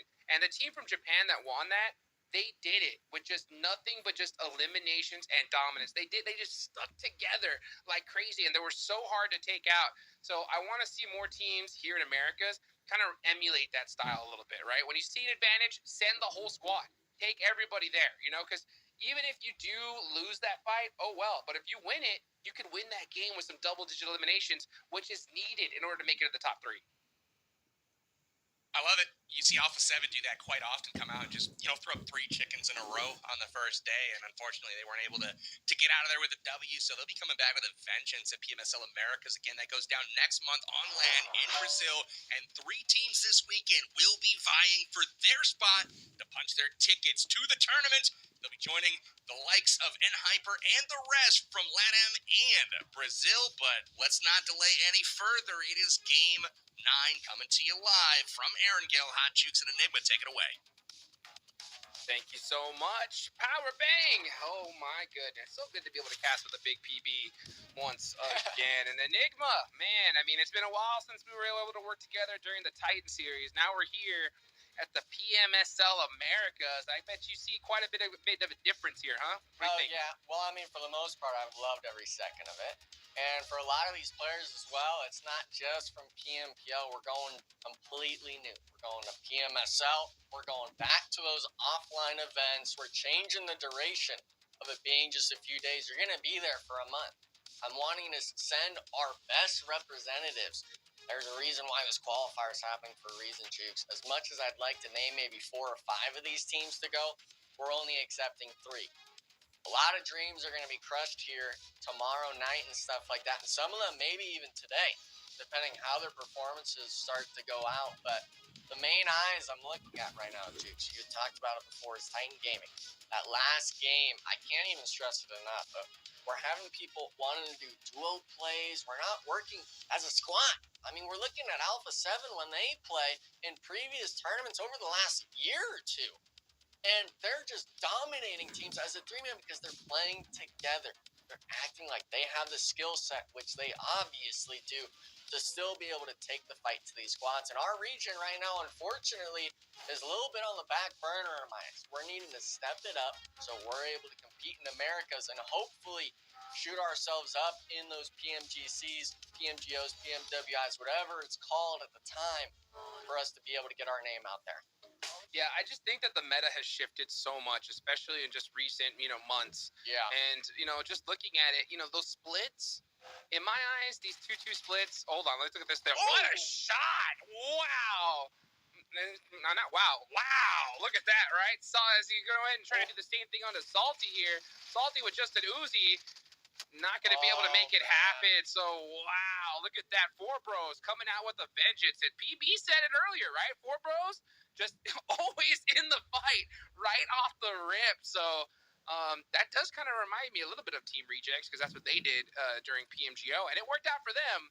But, hey, if you want to be able to be the best, right, you got to play like the best. And that is a team that is no joke. So, good start for 4 Bros for sure, especially with 3 eliminations. Yeah, they got to think that they're the best. And thankfully, 4 Bros is the team that kind of comes out on top of this. I'm not sure if Dauntless was trying to contest the same vehicles and they all just kind of lost the race to the driver's seat. But now it's just going to be Klaus. And we have seen wonders come from this player, but it's usually with other teammates alive.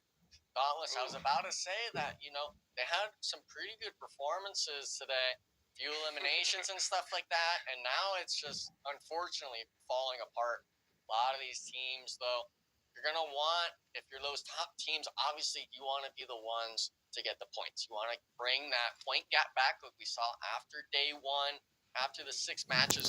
But these low-end teams, these people on the bottom leaderboard, Jukes, are starting to sponge up the points, and we're seeing that top gap start to shrink, and it makes everything more interesting. Because now, I mean, it's like what PB said, we're in Game 9.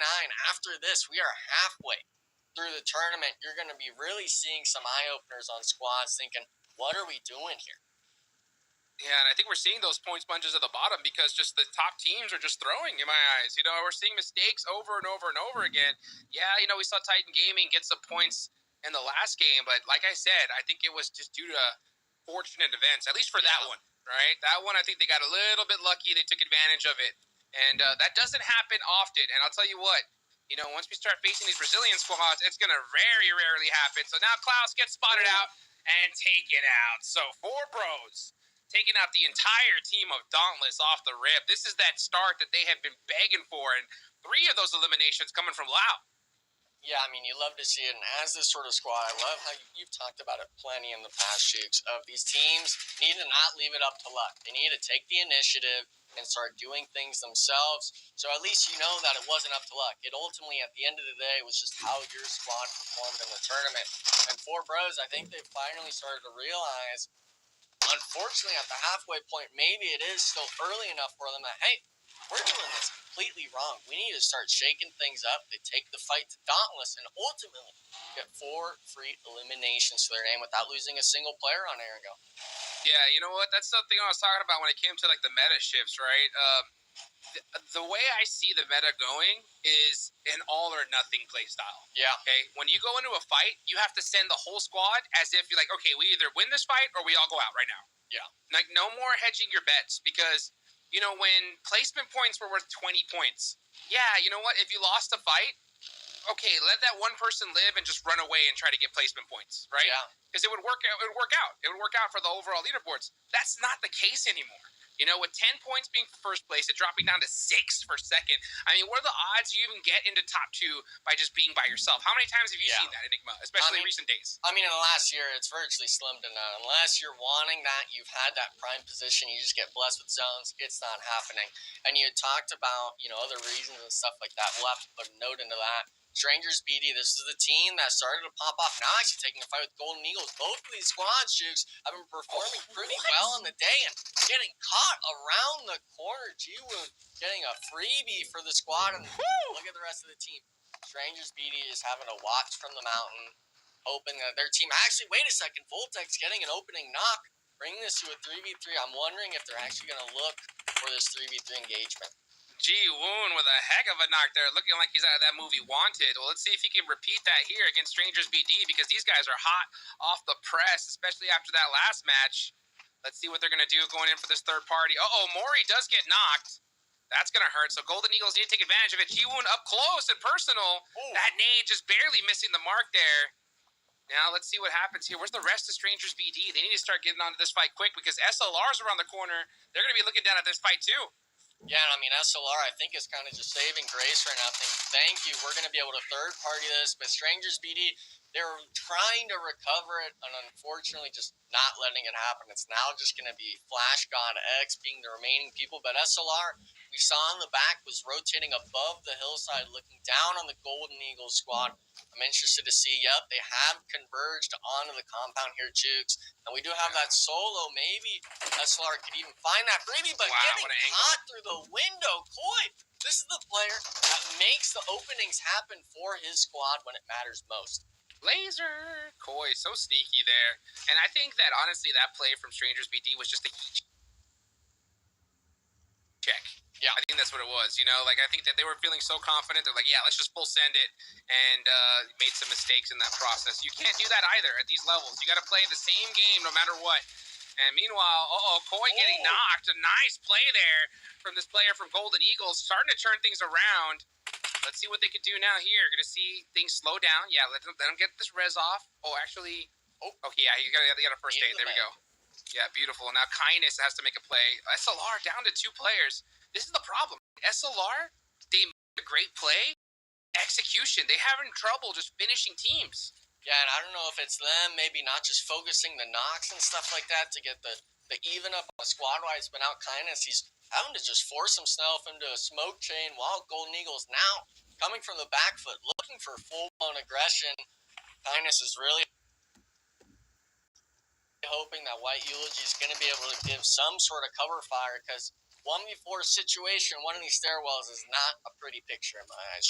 Yeah, I mean, I think these guys just need to. I think they just look inexperienced when it comes to just like team synergy, right? That's what it looks like. I mean, we know the individual player skills there, but you see players just kind of all over the place trying to make plays by themselves rather than working together. You know, covering each other's angles, things like that. And I think that's why we're seeing SLR suffer in fights like this. Yeah, and it looks like Eulogy was able to pick one off of Golden Eagles and stuff like that, but it's not even just a 3v2 situation anymore, Jigs. We have KR Esports coming in from the east side. Control as well is coming in from the north on the edge. This fight's going to be just drawing like sharks in the water to this one specific compound.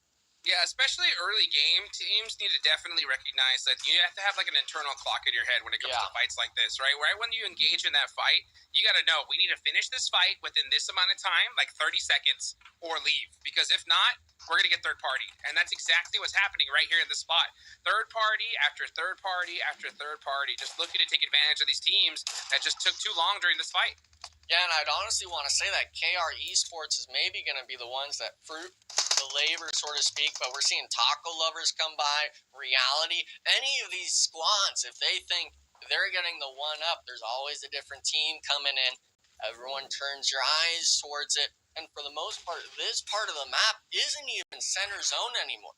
The zone shifted to the east. There's so much congestion just from people getting drawn to the shots that it's like, everything's free for the taking in the center.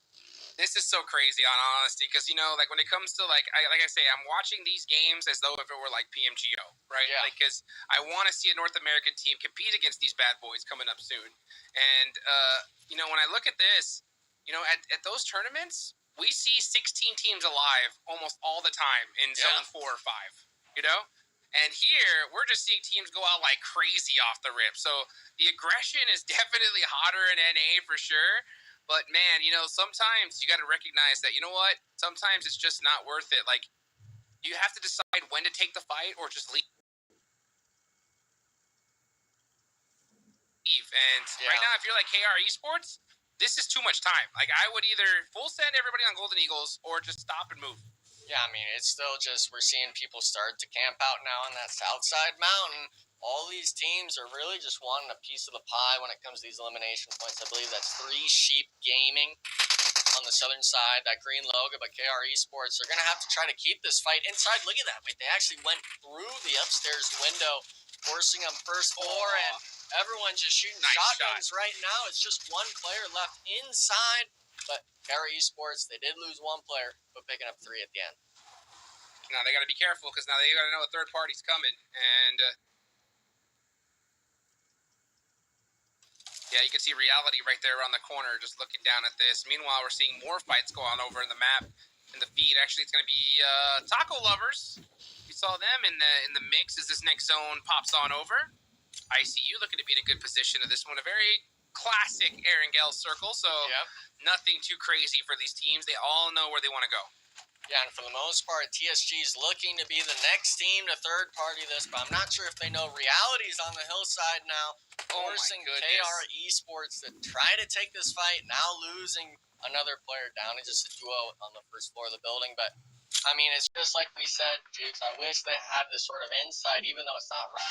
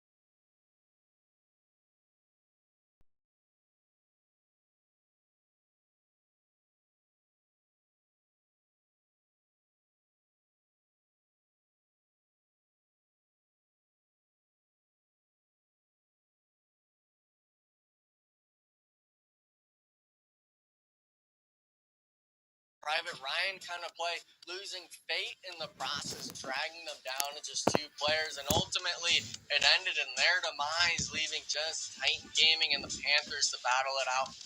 Obviously, with us seeing Titan Gaming coming out on top, but we see it now, of course, with the overall Titan Gaming getting more points as well in that first place position. So 9 games are done out of 18. We have reached the halfway point, and Titan Gaming picks up their second chicken dinner in game number 9. They're able to hold off Nemesis towards the end of that game, as well as the Panthers, to get the job done. But big news, Nemesis and Titan Gaming have expanded their lead just a bit there, so it's everyone else fighting for position. We take a peek at the bottom of the table, straight out of Nepal, slipping down a little bit, but the Panthers gaining quite a bit of ground. We see them with Dauntless and KR Esports, but 13 through 16, our hope is looking pretty bleak at this point. Reality, 3 Sheep Gaming, 4 Bros, and Black Mamba are in desperation mode right now. They got to get some chicken dinners. They got to get things going. Game number 4 is just about to start for the day. That's game 10 overall. And Hot Jukes, I got to ask my friend, obviously Titan Gaming coming off a big win last game. Nemesis looking real good. Momentum starting to pick up. Who's your pick here for game number 10? Oh, man. Game number 10, I'm looking at it. Honestly, I'm going to go with Strangers BD. Because, you know what? These guys, I know it's kind of an outlandish pick, but you know what? They had 61 total points so far. They're not too far behind 4th place. They're one of those teams that desperately need them. I got to go with them. All right, well, I'll throw my pick in here before I throw it to you, Enigma. I'm going to go with the Taco Lovers here on this map. Taco Lovers locking it in. Enigma, hit us with your choice, and you boys take it away. Have fun. I feel like I get a bit of a cheat sheet with this one, Juke, seeing the plane path and stuff like that. But the squad that is throwing a game that had high eliminations in the first Erangel, I got to put it right on ICU. This squad has the drop spot. It's the last Erangel of the day. Big key takeaway for a lot of these teams. And this squad, they've been getting some eliminations, but they're really kind of just disconnecting the plug out of their brains when it comes to everything after Zone 4. Yeah, it's pretty crazy to watch, you know. Oh, man, we're seeing so many teams, right, have a great start and then just fall off right there towards the end. It hurts my heart to see. So hopefully we can just see finally one of these squads get that double-digit elimination chicken dinner that we so desperately want to see. Yeah, and I mean, we obviously want to see all these teams try to succeed and stuff like that, but the teams that we have high expectations for are really only performing on 2 out of 6, maybe 3 if you want to give them a bone on those 4 or 5 elimination matches they get randomly throughout the night. But it's like you said, you're going against the best of the best. I'm wanting to see some of these teams start to do a dominating factor, and even though Titan Gaming and Nemesis are in those 90-point ranges, I'm wanting that number to even be more. Show me that you deserve to go out of everyone else in the lobby, because in my eyes, it's a bit of luck. We're seeing a little bit more of maybe things going the right way, or maybe other teams making too many mistakes.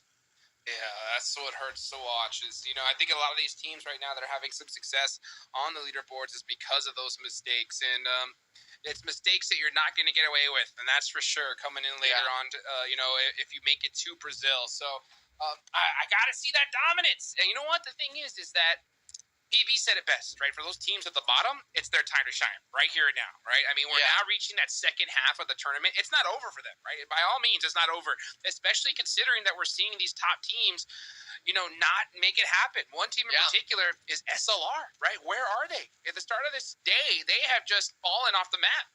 Yeah, and I mean, it's goose eggs, it's maybe the breadstick or stuff like that. They're not getting any sort of points going their way. And you start to wonder, you know, was day one kind of a fluke? It didn't look like it in my eyes, but we also have to wonder, you know, this is a 3-day event. It's not just one day. It's not one set of scrims. This is a tournament qualifier for you to move on and compete. At some point, we're going to have to start cutting the numbers down to those 2 or 3 teams that move on. And this is the point we're at. There's nothing else after this. You either make it, you punch your ticket to Brazil, or you're done. You're waiting for that next qualifier, looking back at those other teams and you thinking that should have been us. Yeah, you know what? That's what I kind of like about.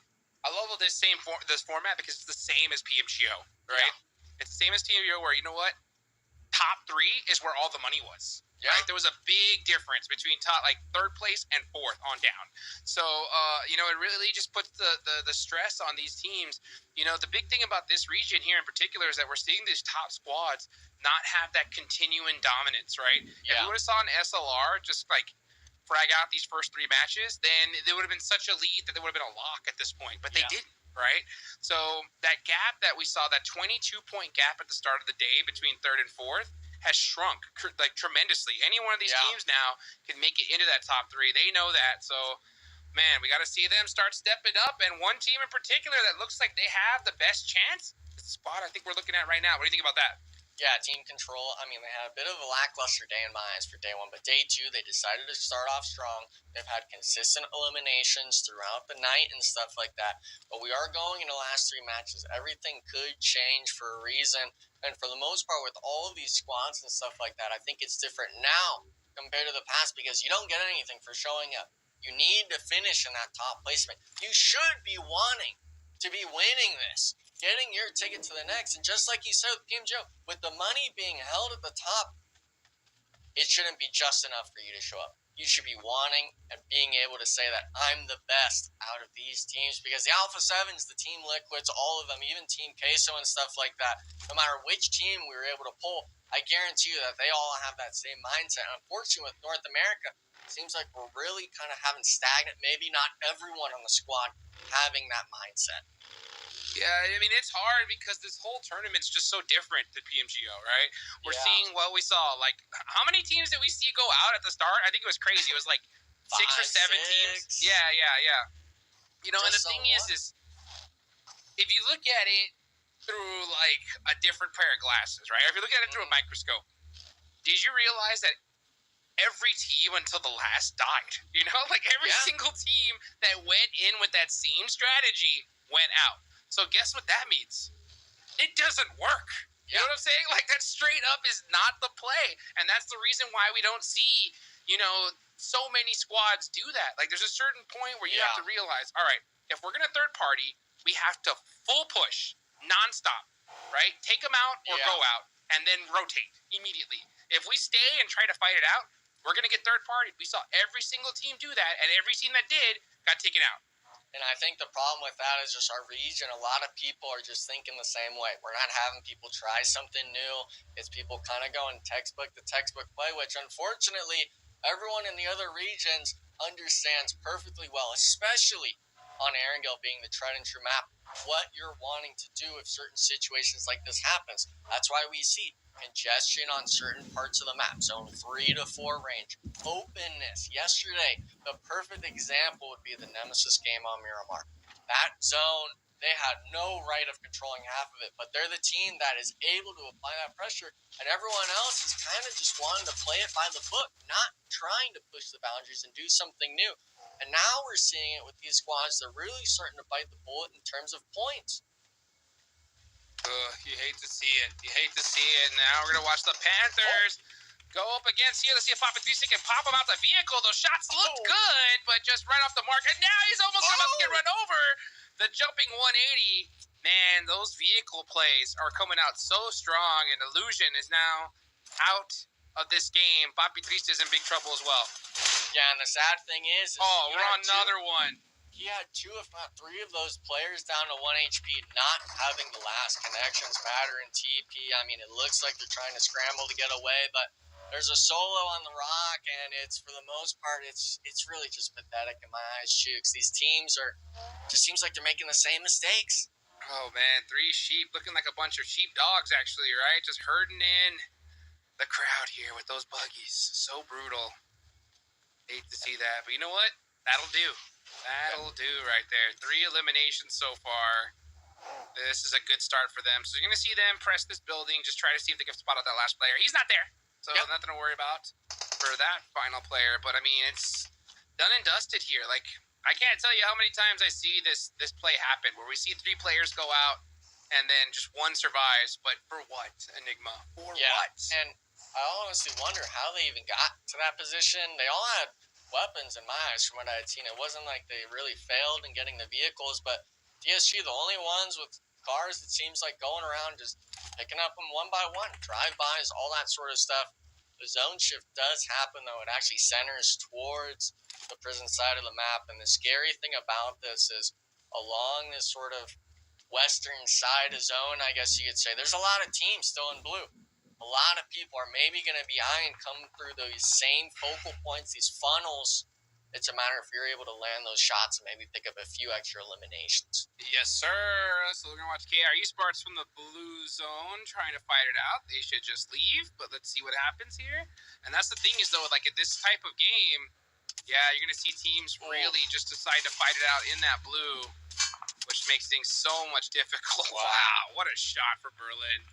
And that honestly was looking decent for KR, but unfortunately not getting the knock on the J7. Now it's just obviously clumped together, but Straight Outta Paul is clumping together on this building SLR. What the heck happened off screen? Oh my gosh, unreal, man. SLR just can't get it going here. This is their fourth? Right? Tough performance. Yeah. This day, they just done nothing. So, I mean, I'm so shocked to see SLR just throw so hard with the roster that they have now. But something's got to change for this team. I mean, they still have a chance because they did so well in day one, but it's just not looking good here after day two. Yeah, and I feel like it's just that caster's curse. I was praising him for the most part at the start of the day, and then it was just 1 and a 0, and then maybe another 1, and now it's just you're having to run away into prison of all places, getting gunned down by SON, and I mean, they're just out. 0 points to their name. Not good, not good. Doesn't make me excited to see. Let's see, watch the replay here. Wow, straight out of the ball. Coming in hot. Just absolutely destroying SLR. Cleaning up the points. Wolf OP. Not messing around. Mamba's going to most likely, look like he was about to go to the blue. But he survives for now. As KR Esports. There we go. Yeah. Getting worked by Nemesis here. Yeah, I mean, 1v4, as long as you dodge the frag grenades, you know that you're going to get this elimination point. Nemesis, they still have all 4 players up. It's just a matter of time. As long as J7 doesn't get caught out here, doesn't even matter. No, sir. Hits him with the 1-tap. And I want to make note that Nemesis played this to perfection in my eyes, just going around the zone, being able to make sure that they're not giving any sort of opening knocks for KR Esports. But with that play with SLR, I want to go back to it, Jukes. You talked about the spacing of cars and everyone full sending. SLR had no chance in my eyes because it's 3 cars, one after another, aiming for each different player on your squad. And it's like, are you really going to gun them out of that point? The car is still going to move into you. It's going to knock you either way. That's what happens. That's what happens, and that's exactly what we saw there, you know? I like to see that. You got to have that full commitment. Just send the entire team. If we go out in 11th place, we go out in 11th place, because guess what? It's better to go out in 11th than to lose 3 players, keep 1 up, and then go out in 9th. You know what I'm saying? Got to go for it. The elimination points are the factor. If you win, then, oh my gosh, you got the whole squad wipe, all players up. And you're good to go. I mean, I can't tell you how many times at PM GO we saw Team Reject send a full squad into an early fight, get 3 knocked, but win. And then they just get the reses and reset. Yeah. Well, that's exactly what you want. Especially with those early game fights. It's so... I'd honestly like to say I'd like to see it more going, each team getting 1 or 2 eliminations, but it seems any of those teams that take so early game fights, it's usually 4-0. One team is getting completely steamrolled. We just saw it with Nemesis. We're seeing it with Dauntless losing 3 players already. Taco Lovers being able to kind of just hunt down on this northwestern edge of zone. And with the zone constricting this part of the prison map to the west, where it's junkyard and stuff like that, that a lot of pros like to call outside of shelter, there's not a lot of playable terrain. It's all flat, and for the most part, everyone's going to be able to have sight lines on you. Oh, yes, indeed. Let's see what kind of sight lines we're about to see right now, as Straight Outta Paul are currently in the lead with 4 eliminations. They're looking good. Payne is feeling the pain right now, as I look to the top left of the screen, and he is eliminated, yeah. So final player from Dauntless just chilling in the car right now. Chilling in the Bentley. Just looking around, and nope. Now he's off. Does Taco Lover see him? Oh, he might have spotted 24K by himself. So he said, "You know what? Oh, he goes in for for the run over, drives right into the vehicle and taken out. Yeah, and I mean, unfortunately for him, it wasn't just 24K. Taco Lovers sent another player as well, but right on the edge of the screen, I'm seeing ICU creep up yet again on this part of the map. We saw them wipe 3 squads in the previous Erangel when they went out, unfortunately, early as a squad, and I'm hoping to see them show some sort of life here again, hopefully against the Taco Lovers. And ICU, I think they're like probably one of the best early game teams that I've seen. Yeah. When it comes to early game, they really know what to do. But come late game, it's like they just fall apart. I don't know if it's nerves or comms, and that happens. That really does happen, right? Towards late game, there's so much to control that the play isn't simple. And it's hard when you don't have players that see the same situation, you know? I think we see some players that you know, err on aggression. Like, look at this, Nate. We always see him and by himself, you know? Yeah. And that's exactly in the position he's in right now. He's wide out in the open. Wow. Nothing you can do in that spot there.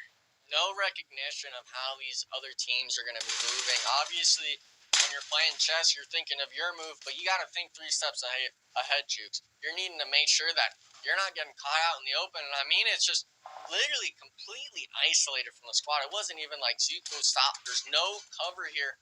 I know if Carnage was playing right now, if he even sees this clip, he's going to be going, why are you on a flat? That was his best saying back in the day. I know every pro Zfon can vouch for it and stuff like that. That was what he drilled into people's heads because that's common sense for us. That's the standard of play we had back in the day, and unfortunately, there's been a few gaps in these sort of mindsets for players. You know, some teams just more focus on their own position and their own body, but like at this level, you really have to focus on where your team's at. Look at that, 24K getting popped out, you know?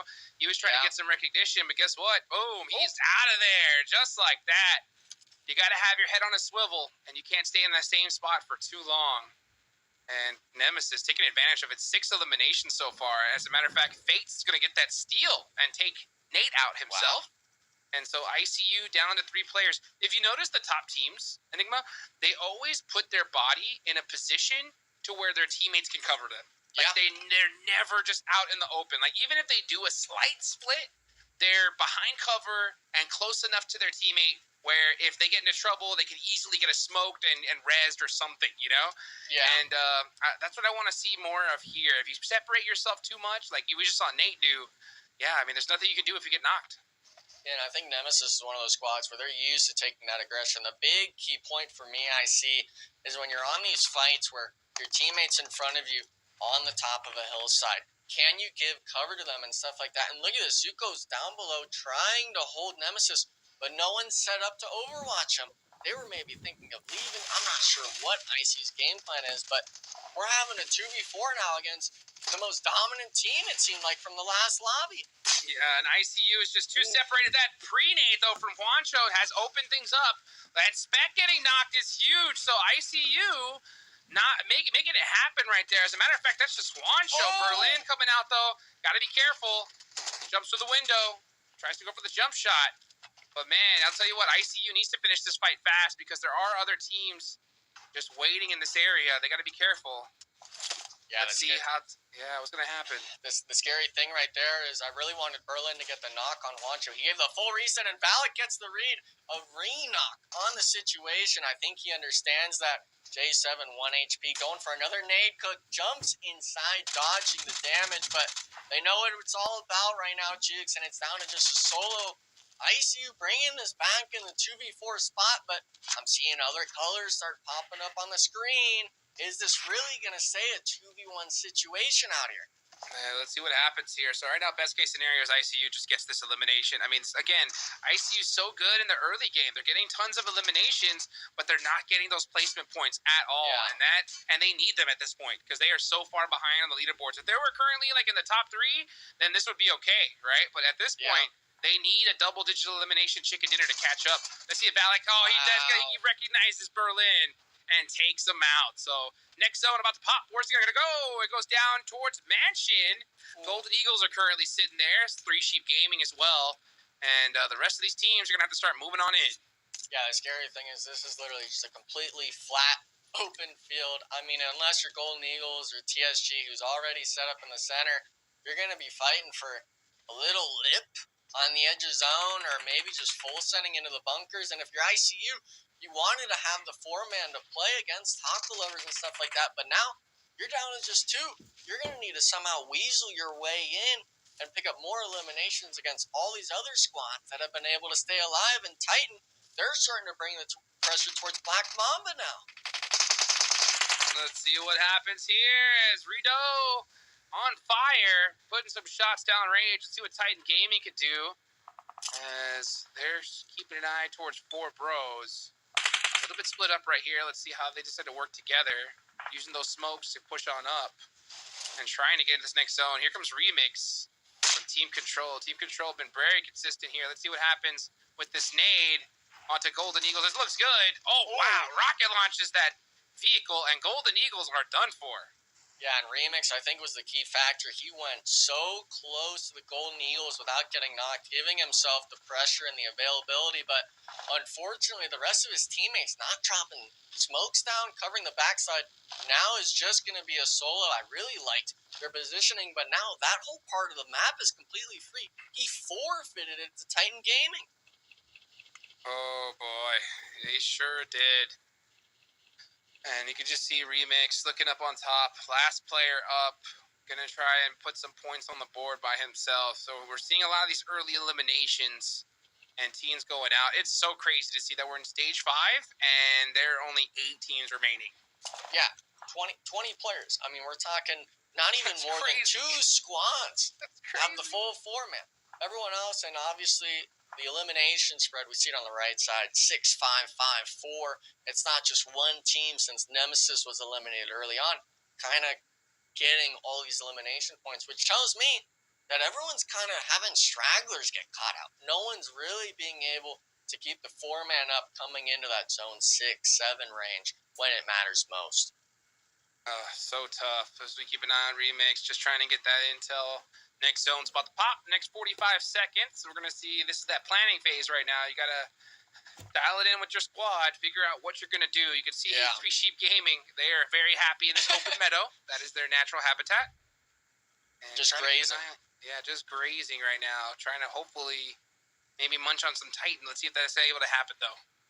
Yeah, and I mean, there's all these teams around them. They hear that sort of commotion, I guess you could say, go down. And for them, I think they've been here for the last 2 or 3 zones. So they're kind of, looking up to the Pubg Mobile gods, saying thank you. But at the end of it all, you've only got 3 eliminations to your name. You're going to have to stand up on your hind legs and start shooting. And hopefully they do get that chance. We're about to see the zone shift happen any second. A lot of these teams, it centers up actually towards that bunker mansion side. All these teams on the south, including taco lovers on the west, are going to have to find their way in. Yes, they are. Let's see what happens here. This could be the final game where we see Titan Gaming step up. They have 7 eliminations so far, inactive with 5 of them. And he is knocked outside of this circle. That's going to be tough. Yeah, that's going to be a tough res. They got to take out this player from 4 bros. Yeah, they got to choose the order correctly. They can't go for the res first immediately. I think they need to focus this player. And, I mean, I think Lau made a bit of a mistake here, throwing a smoke earlier on, giving himself no sight lines to see. But Titan Game, you got to be careful. Don't give the opening knock, please. Get yourself reset and just get in the zone. Because this player, he's not going to have any cover to play, Chooks. You just need to wait it out and get the elimination point later on. Yeah, either get at the zone or just full send everybody and just take them out quickly. But instead, they wait a little too long. He pushes up right into another player. He's going to go down here. And he does. Juancho going to take that elimination point. Trying to get that 2 per day. And so far, he does end up getting 2. So Juancho hitting the mark here on this one. Yeah, but the mark itself, it's a matter of Titan's going to be able to kind of keep their pressure on these squads in the west. Taco getting caught out, not under the ridge enough. Really nice spray from him, but I'm looking at ICU. You've got 7 eliminations, but we're still only at 6th place if we get eliminated. This isn't a top 4, top 3 finish.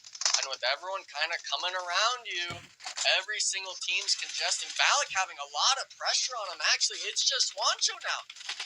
Oh, no. Juancho getting pressure from so many angles. Titan Gaming, taking away that spot. He can't use that rock to his advantage. Oh, taco lovers, this nade's going to punish him right here. All eyes are on Juancho. That nade hurts, no. and that nade from Titan Gaming is gonna do it. Wow.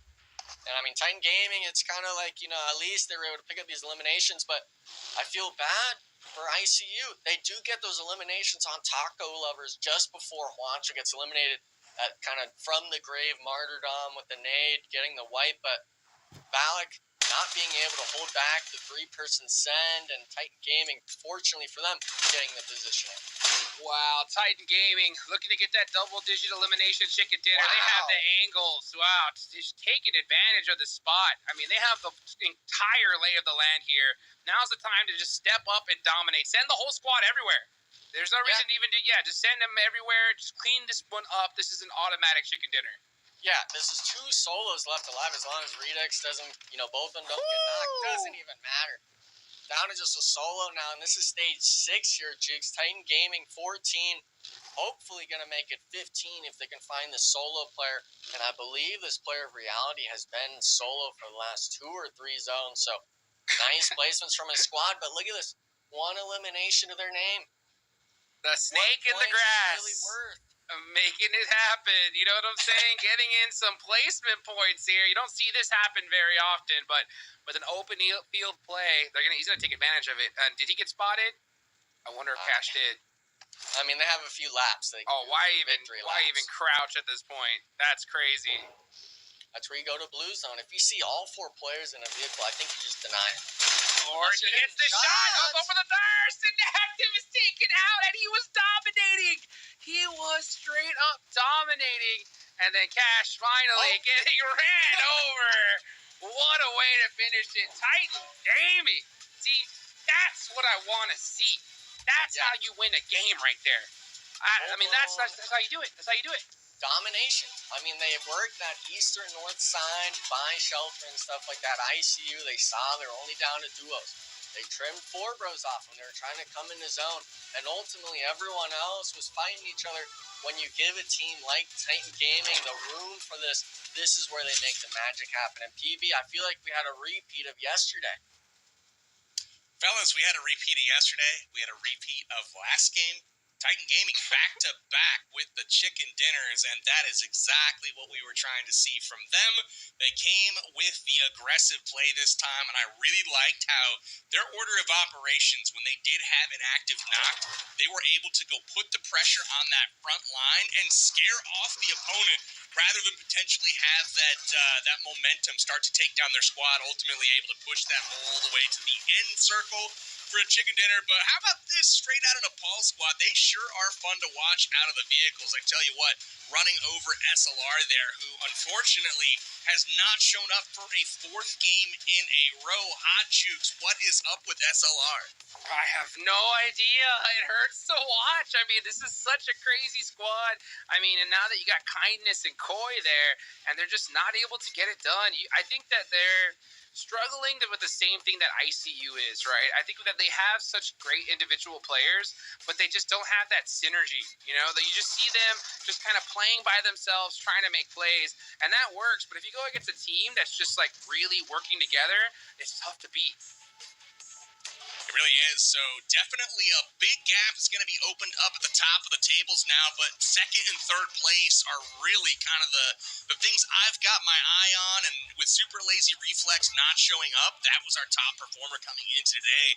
Clearly things are going to be a bit jumbled up. I swear the vehicle play in this game, though, there were so many runovers, so many just disrespectful thirsts with the vehicle. I don't know what was going on, but a lot of runners getting caught out here, and ultimately, I'm liking that Black Mamba and 4 Bros made it a bit further into the game. That play right there, though, at this compound by Juancho was really what propelled ICU later on into this game here. That pre-nade gave them a chance. They took advantage of it. Valak able to kind of finish the job here against J7, but a really nice fight here between Nemesis and ICU. Yeah, nice shots there from Valak too, right, Enigma? Yeah, I mean, Valak himself, for the most part, it was kind of a fumble on his 2 teammates prior to Nemesis, but the main key takeaway, at least for today, is going to be the vehicle usage. The pressure that all these players are doing is allowing these other teams to really kind of make mistakes.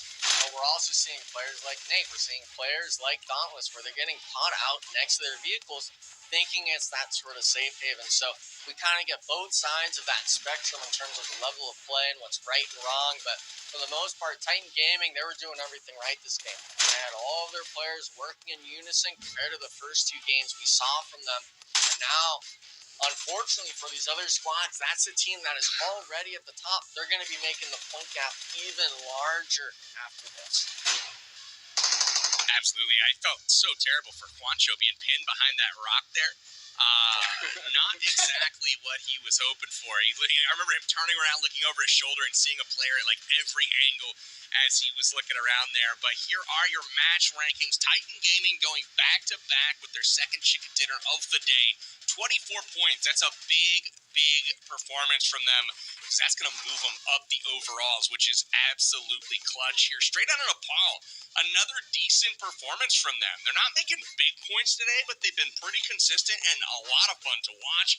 ICU coming in clutch once again with a ton of elims, but again, not so many rank points. We're still trying to see them get into double digits on rank points. They might have cracked it here with this one, but let's check the overall rankings and see where things stand after 10 games of play. Titan Gaming opening up a 21-point lead over second place, but really my eyes are taking a look at number 3.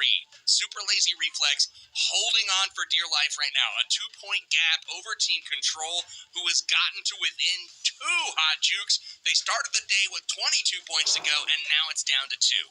Yeah, Super Lazy Reflex has just opened the door big time, right, for that third slot. I mean, Titan Gaming, Nemesis are looking really good. I mean, they're looking pretty solid. As long as they continue on just putting up some points, we should see them make it. But that third place spot, it's open for anybody here. I mean, all the way down to 8th place, right? Straight out of Nepal could still get a good game here, and we could see them jump all the way to that third slot. So the pressure is on big time for those teams, especially at the bottom of that first page, to pull out a big win here, Enigma.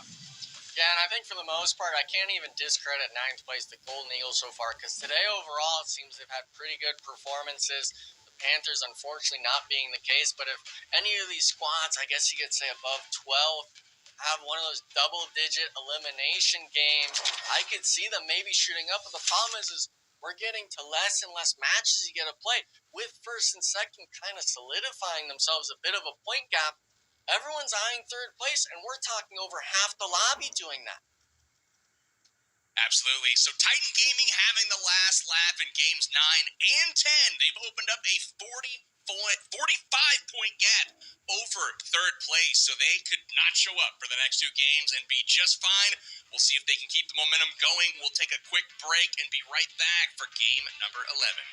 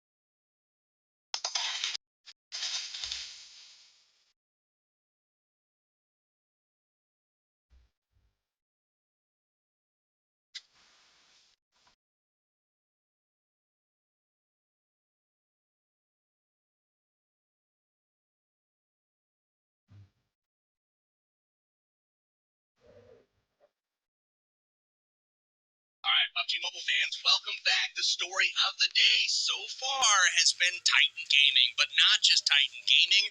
Titan Gaming on Erangel. Through the first 2 days and 6 Erangel matches under our belt, Titan Gaming has finished all 6 in the top 4, and 3 of those has been chicken dinners. So Titan Gaming has extended a huge lead, but Erangel's behind us now. We turn our attention forward to Miramar. Hajuke's nemesis has been the hot hand on Miramar, picking up a chicken dinner yesterday and a top 3. We'll see if they've got what it takes. They're sitting in 2nd place right now. I want your prediction for this deserty map coming up. Who do you got winning it? Who do I got winning it? Let me think here. Okay. I want one of the teams at the bottom to win this one. So I'm going to go with straight out of Nepal. Okay? Straight out of Nepal, I think they need the points big time here. If they win this one, it'll be one heck of a race for 3rd place. And I want to see things spice up a little bit. So I'm going to go with them. All right, I like the pick. Straight out of Nepal. Straight out of Nepal? What? Nepal has been my favorite of the day so far. But I'm going with none other than Titan Gaming. They look too good right now. Enigma, make your pick and have fun with the game, boys. Match 11 starts now. So, I'm kind of a little annoyed PB has just picked Titan Gaming because they didn't look hot on Miramar yesterday. And they were coming off strong, like in day 1. And I'm not wanting to be lame and pick Nemesis because they did good yesterday. So I'm throwing my name, my little card, I guess you could say, to the taco lovers. I want to see that frown turn upside down and see the smile again because today I wish they had a few better performances. I'll tell you what, one of the best org names I've ever seen in my life, dude. The Taco Lovers. I believe in them too. Why not? Let's see what they could do. But you know what? I got to stick with my pick. I want to see one of these teams at the bottom really clutch it out. And honestly, Taco Lovers is one of those teams too, right? Taco Lovers is in that perfect position right here with a good game. They could rocket launch themselves into top 3. And now's the time more than ever because Titan Gaming dominating now, right? Nemesis also in a really, really good position. So it's really looking like only one slot is available. It's not over yet. I mean, we can definitely see these top 2 teams fall off still. But with how they've been playing, it's not looking likely. Yeah, and I mean, that example is obviously we got to name SLR. The performance today has been lackluster. I'm not even sure if they've broken 5 points yet on the day, so to speak. And these other teams, we look at them, and they're making it look easy out there now. We wanted to see some dominant performances, and the top 2 teams are showing it right now, but we have seen in the past. Teams show up the final day, maybe the pressure gets to them. That sort of land idea to a lot of these players, especially Titan Gaming. I know Nemesis has played plenty of times internationally on stage and stuff like that. But Titan Gaming, it might be too much pressure for him tomorrow. We'll have to wait and see, of course, because we still have 2 games left on day number 2 of the PMSL North America qualifiers. But right now I'm seeing the zone shift, and it's centering right on Los Leones, these squads right now. Unfortunately, Golden Eagles, who we're going to be looking at, already losing 2 players off drop. That's going to be brutal. And 4Bros, again, dude, 4Bros is non-stop hot drop. Literally, non-stop hot drop action. Getting the good old shank. Master OP. You hate to see it there. Hate to see it, man. That's tough. But, yeah, 4Bros on that just hot drop spree right now.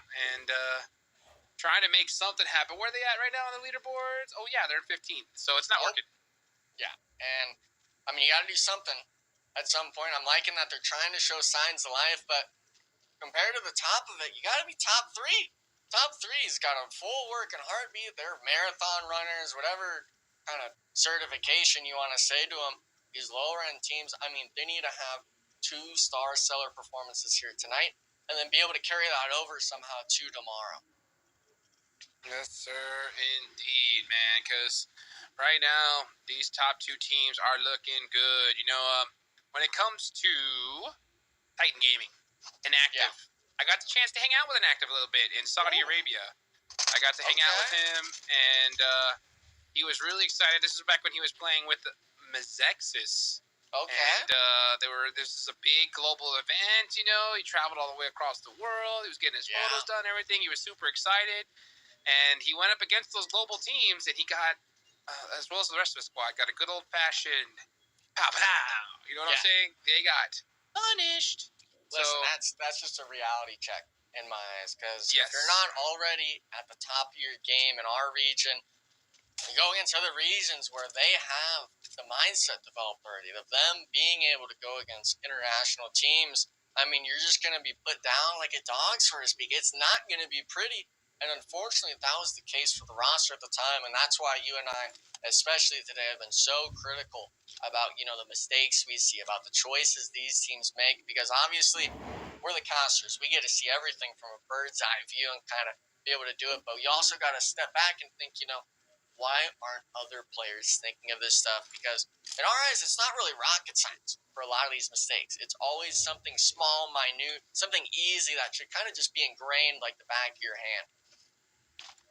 Absolutely, man. You know what? I will say, though, like, sometimes I think that was a good experience for him in the squad. You know what I'm saying? Because you get to see the level of play firsthand.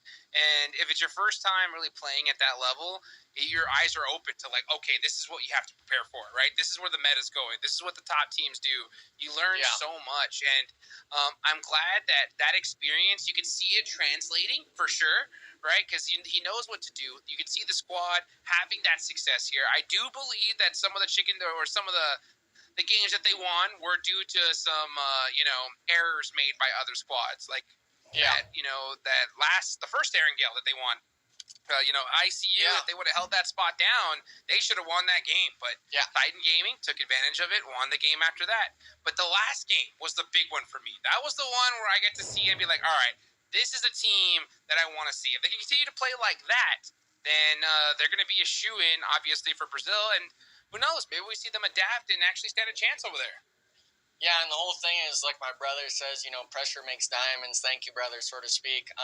But as a squad, especially coming into the last day, a lot of these teams are going to really need to be able to take a step back and be like, look, we got to put something together. We can't be letting these squads keep accumulating the points like they are, because if you were to duplicate the performances of yesterday or even the first day to day 3, a lot of these squads aren't going to be liking the outcome. You're not going to be in that top 3 range. And as of right now, we're seeing SLR struggle from it. First place all the way down the leaderboard now. I believe it was to third, fourth place.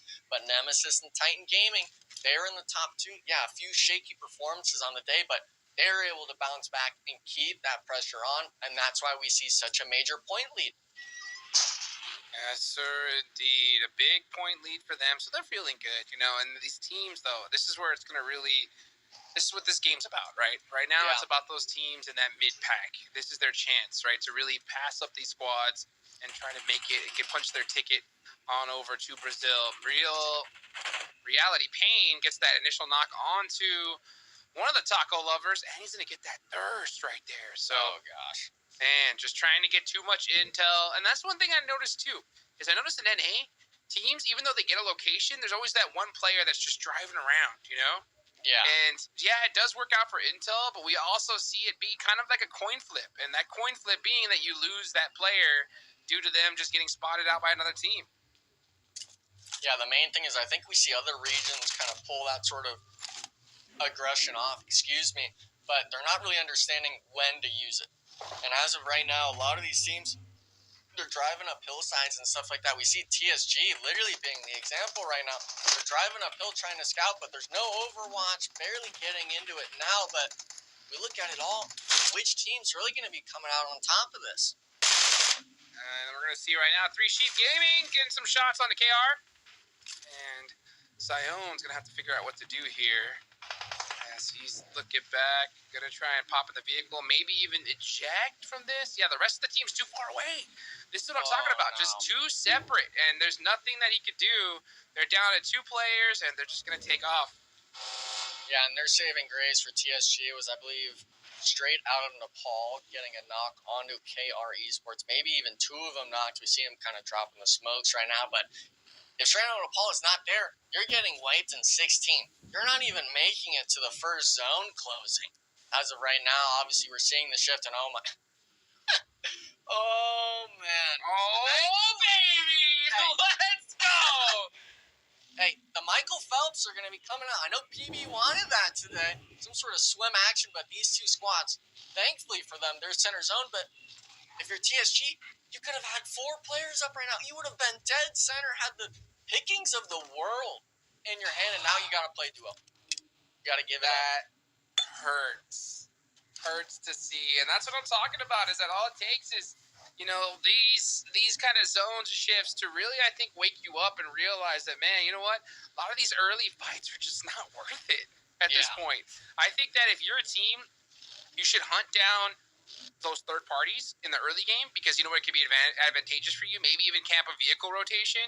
But if you're going to third party, you have to realize it's all or nothing. We have to full send everybody, and if we can't win the fight in 30 seconds, let's just leave. Go somewhere else. And it's like you had already kind of lost one player, it seemed like, on the ridge line. Another kind of nemesis, mirror, deja vu action of saving Private Ryan. We're going for, kind of evening the fight. And then you see the zone shift, and it's like, what the heck are we doing, guys? And you get zones like this. We're obviously going to say, Pubg Mobile doesn't have any sort of luck and stuff like that, because this is the perfect example.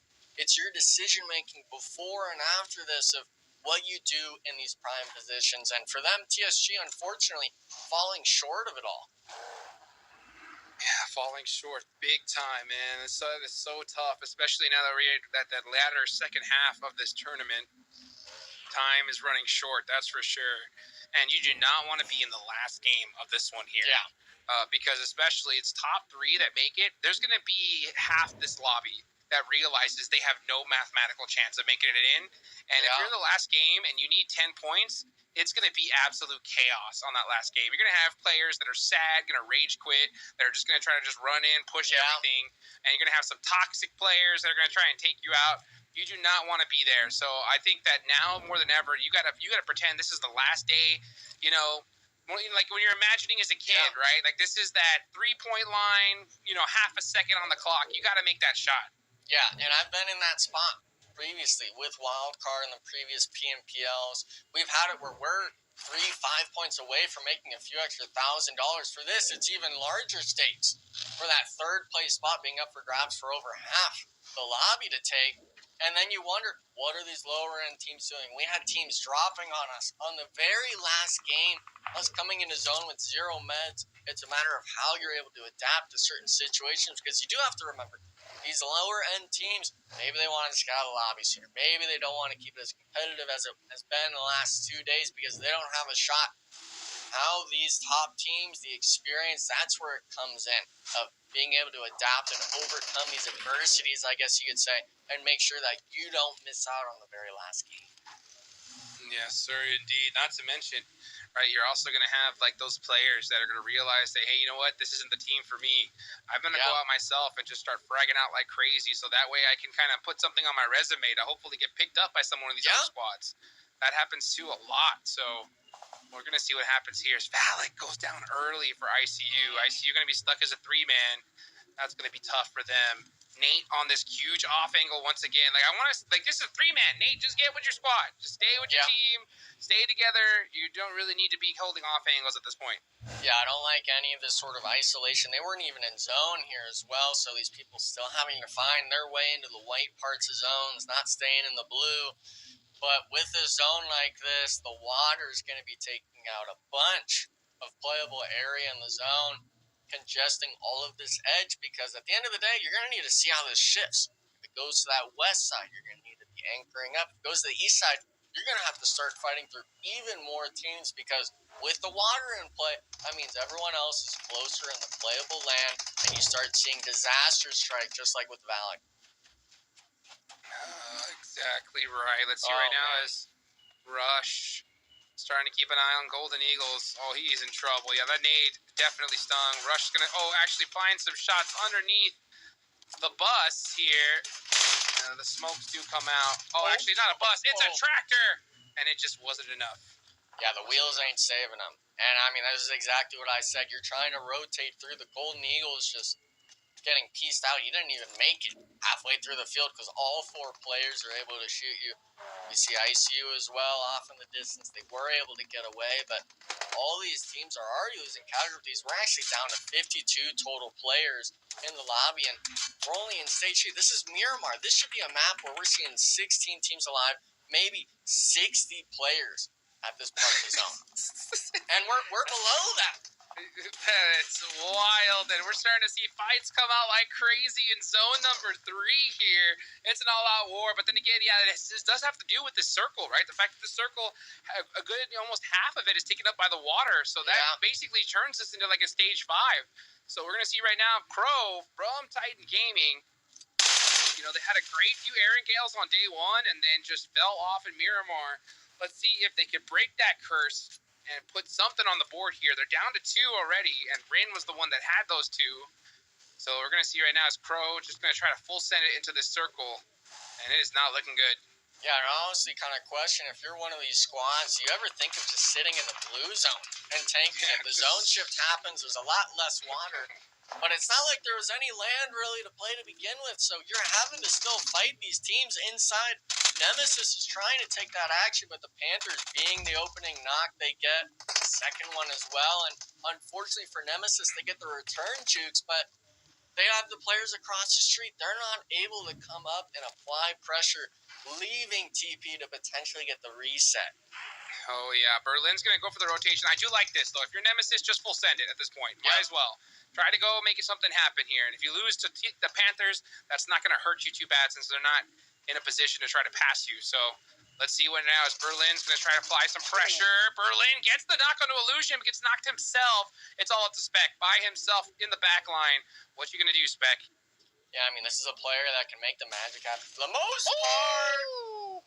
1 HP. I mean, imagine if he gets that down there. He goes for the 1v1 in my eyes in the building, but unfortunately now we're seeing the bird parties kind of come in. The TP reset earlier on being able to play wonders right now in spec. I mean, 1v4 isn't able to make it happen. He has done that in the past. Ouchie. But the Panthers, this might be a big loss here, Jukes. The zone's already coming in. I'm not sure if they're even going to be able to get the reset here on Rush.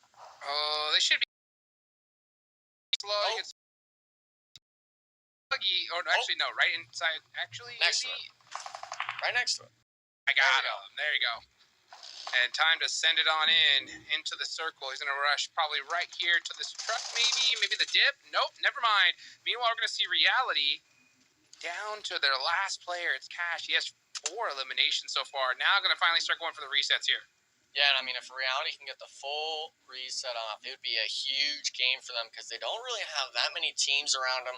They force the 4v4 situation and ultimately end up winning it. But if you're the Panthers, you got to find a way, and hopefully they're able to get everyone up here. But with the zone closing, it is already kind of like that stage 6 with the water in play, even though we're only in stage 4. These teams are going to have to start eliminating, and we're actually already down. I hate to say it, 35 players in the lobby. Wow. Stage 4, 35 players. There's so much room on this map than normal. I mean, especially at Miramar, there's so much cover here. They're going to have a lot of room to play. So these teams could definitely push on in here. There's plenty of ways to get into the zone. So these teams that are playing Edge don't have much to worry about. They just got to play little by little. You don't want to be full sending here. And, yeah, going to have to go ahead and pop on back. Poppy 3 making it to his squad safely. All eyes are going to be on them for sure. So let's see how the Panthers decide to move in here as a 3-man. Yeah, I think you got to kind of just find a spot. It seems like they're just relax. Just take relax a deep breath. Let's look at the map. Let's smell the roses, or I guess the sand and stuff, so to speak, on the ground. But draw your little stars or your name with your finger, because you need to see how the next zone is. There's 15 seconds left. You have 3 people up, and you already have a few eliminations. You don't know if there's 11 teams eliminated, but depending how this shifts, you're either going to be working into Reality on the north side, or you're going to have to go south towards Strangers BD. And we're going to be seeing it right now. It actually shifts south away from all 3 of these teams towards the eastern side. So the Panthers going to be left with the difficult decision of which way on the map they want to rotate. Ooh, let's see what they decide here. What do you think's the best rotation for them? They got to go south. Even though you don't know Strangers BD is a duo, I guess you could say, it's the closest part in zone. Reality, you're going to assume, is going to rotate just east like what they're looking at right now. They're already pinging it, because when you ping it, it shows up on the map. You can tell the distance yourself. You're going to let them make their own play, and then you allow that team on your south, the Panthers, to make their own move, and you fight them later on. But look at this. Reality actually going fully into the zone on this hillside, still spreading out. I'm interested to see how KR Esports choose to play this, because I think they were thinking that spot was going to be theirs. Now they're going to be pressured out of zone. I'm so surprised that they took so long to take it, too. Like, why are they, with this few players still in the game, like, you should try to take a central position at this point. Instead, they waited and played comfortable, waiting for the zone to push them in. And Reality said, nah, we're not going to mess around. Let's go ahead and try to win this one. And they took the initiative, and it paid off. Yeah, I'm wishing, too, these squads like SLR and stuff that have the solos, I wish they'd honestly would have gone to the water to play that Navy SEAL action. Because a lot of people, they might have been watching the water, but if you do it right, you should have maybe gotten quite a few placements out and stuff like that. But now we're seeing it. You're having to kind of just make the mad dash in, play these sort of ridges, and it's still going to come down if you can hit the shots. And Maury running out of ammo. The Panthers, the team that moved in actually ahead of Strangers BD, being able to come out on top. Looking good. And you can see Strangers BD, last player up. Yeah, just going to try to make something happen here. But right now, looking at the lobby, SLR down to 1 player, not looking good. The other 2 top teams are already out of this, right? Yeah. So this is a chance. This is a big chance for these other teams to put up points on the board. And majority of them, Enigma, need that double-digit elimination chicken dinner. So I think we need to see a lot of them really start stepping up the aggression, especially a team like Straight Out of Nepal. Yeah, Straight Out of Nepal, they're needing to get something rolling. They had a few decent starts to the day, but you're needing to keep it throughout it all, because if you're having teams like Titan Gaming go back-to-back, like they did day 1, essentially, it's like, what we got to start competing against that. We need to not leave it up to chance. And unfortunately, we're still seeing some of these silly mistakes. KR Esports self-nading on, I believe, just an aggression play from them. But these squads, I mean, you got to make it happen now. You can't wait till the last day, because those two teams, if they have good performances, even in the next game, they're almost solidifying them that spot. And then you look at SLR. Third place, we're looking at only 3 eliminations this game. Everyone else is getting the points right now, and you really wish it was them. Dude, I don't know what's going on with SLR right now, but it ain't looking good, I'll tell you that right now. So we'll see who else is going to be able to soak up these serious elimination points. Every single one of these teams needs it. Where's the zone going? Will it head towards that center spot? It does, and look at that, straight out of Nepal, now looking really good.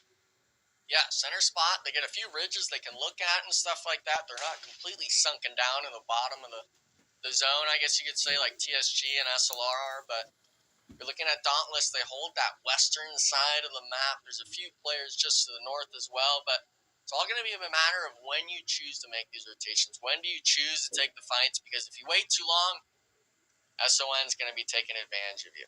If you wait too early, or if you go too early, I guess you could say, you're going to be getting third party. So all this is going to come down to timing, and if they've actually played this sort of zone before, Jukes, all of it with their experience.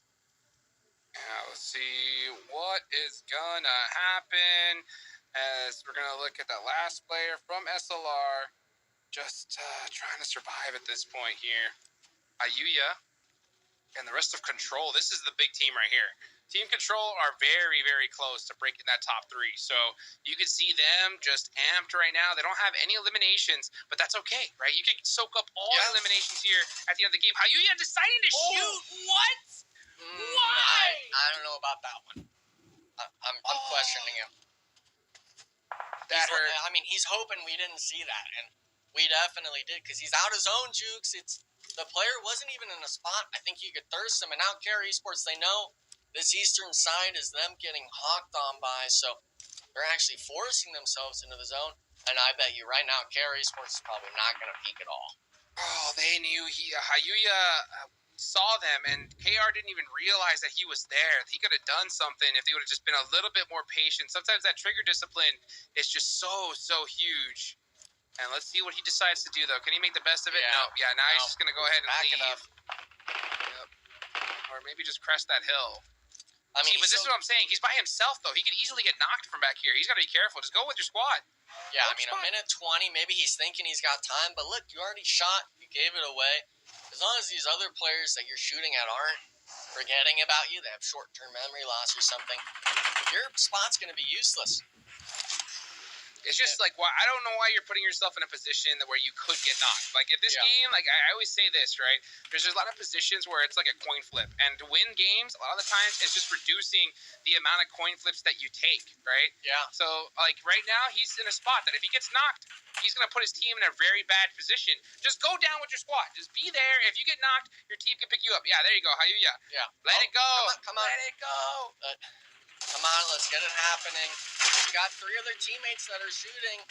Thankfully, Remix is able to hit those shots, but be able to get the thirst. Thankfully, Ayuya is able to get it down, but Remix, though, now getting knocked. Thankfully for him being in the compound, Jigs, but, I mean, at that point, it's a matter of who KR would be looking at. If that was Ayuya in that position, he'd be dead to zone. There's no question about it. So it ends up working out for now. But, you know, it's those little question marks that are tough. And I'll tell you what, as soon as you get to Brazil, man, if they catch you out there by yourself, you're going to be in big trouble. Because what if KR decided to stand on that side?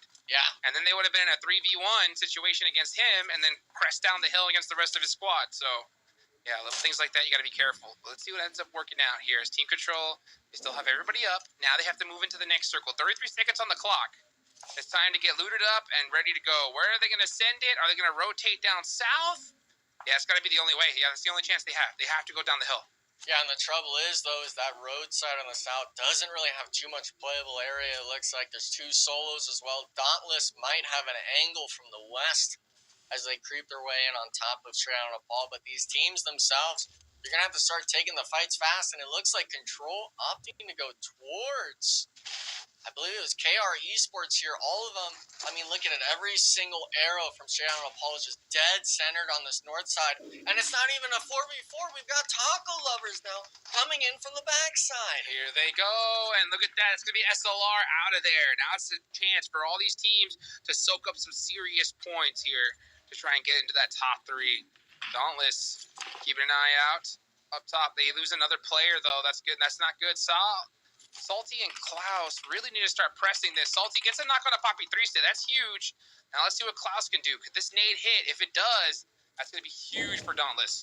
Yeah, I think they know where Illusion's at. As long as he can find it in the right part of the smoke, not throwing it actually to it. I'm wanting to see his teammates start ping spamming this rock.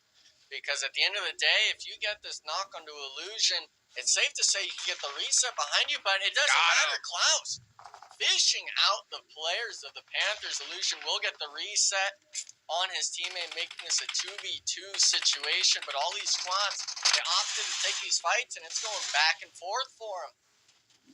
Frady got that Groza putting in work, and that's exactly what they need to do. I think they need to control this north side now. Control the top of the hill. You can see them shoot some shots at that buggy just in case. Robert's focusing on the down end, though. They got to make sure they don't split their resources here. Focus on one team at a time. But it's so difficult on this edge. There's not a lot of coverage here, so they got to play this very careful. Robert cannot afford to get knocked in the situation. Yeah, I think an even bigger issue as well would be if that Straight Outta Nepal player gets thirsted out. I do believe Wolf is going to get reset. That would be a tremendous loss for him if there was to be the case. But Taco Lovers, they are able to camp out the Panthers with the help of Dauntless, eliminating them in 6th place. We're down to the top 5 teams. We still have a solo on that south side, but the rest of these squads kind of just grasping for where the heck all these other players are. Yeah, it's Straight Outta Nepal are in the best spot when it comes to Central Zone, but it's also very difficult to hold. So right now they got to focus just to not get knocked. Straight Outta Nepal could easily win this if they can control this spot, because everybody else is going to have to fight it out. But if they get pushed up on, it's going to be tough. That angle now taken away from 3 Sheeps, that's going to be huge. So now Control are in a really good position here. Taco Lovers with only 2 left could be a problem as well. But right now, I think it's really between Control, Straight Outta Nepal, and Dauntless there on the south. Yeah, I think it's kind of how these sort of zones play out and when people choose to move up. Because this is stage 8. After this, it's going to be the deciding factor. Team Control does have that cliffside to the east of Straight Outta Nepal, so they theoretically do have a way into the compound. If it works out, you have to deal with Taco Lovers, having the overwatch on the north side, and then if you wrap too far to the south, you have Dauntless having their eyes set on any sort of movement in the compound. So the pressure is going to be on Straight Outta Nepal, I think. Can you keep these teams at bay enough for you to either get the eliminations or soften them up enough for the other teams while not losing your own teammates? Let's see what happens here. Is this clock is starting to tick here. 5 seconds left. You can see Team Control all bunched up here, right here at this hill. They have no other option. And now we're at stage 9, folks. This zone's going to come down to nothing. Straight Outta Nepal are just holding it down. Team Control with that nade. Yep, instantly starting to push. They got to watch out, though. Does WDC him? He did. But that allowed Hayuya to get that push up. And now here they come, full sending it under the building. And look at this. Straight Outta Nepal are so split. Wow. Oh, that nade, though, was critical. That knock on the Hayuya was huge. Yeah, 1-for-1 trade. We also see Dauntless was making their own smoke trail on that southwestern side, breaking it into Straight Outta Nepal. And I think SON just focused too much on too many different angles. Team Control just running up, getting the thirst. We see Remix as well, putting some pressure on the backside. As long as Control doesn't force the 1v1s, I picture them getting this, but Wolf is taking it himself. 1v1 situation. Now he's 1 HP, getting body blocked. I really like that play out of the teammate. Getting the pre-fire. SON eliminated in 4th place. We do have Dauntless on the bottom side of the hill. Team Control getting the reset with the 2 solo players of Taco Lovers spread out outside on the edge. You said it best, man. Team Control, all they had to do was avoid the 1v1s, and that's exactly what they get themselves into. And because of that, they end up losing 2 players. Now Team Control is up to the will of Dauntless. It is a 1v2 situation, though. Klaus said, no, sir, I'm taking this one here. And now it's up to him against versus Taco Lovers. Klaus trying to win this game all by himself. Yeah, and he's rushing it. I mean, Taco Lover's 2v1 spot. The P90 was on Thursday. He gives the opening knock. Oh, the nade! Doesn't see it. He's healing on the outside, so big win for the Taco Lovers. The squad itself having those two players left alive. They love tacos. They actually spread out on that hillside, and I'm glad it wasn't a caster curse this time, PB. I'm always excited. Let me unmute here. Yeah, we got an amazing finish there at the end. That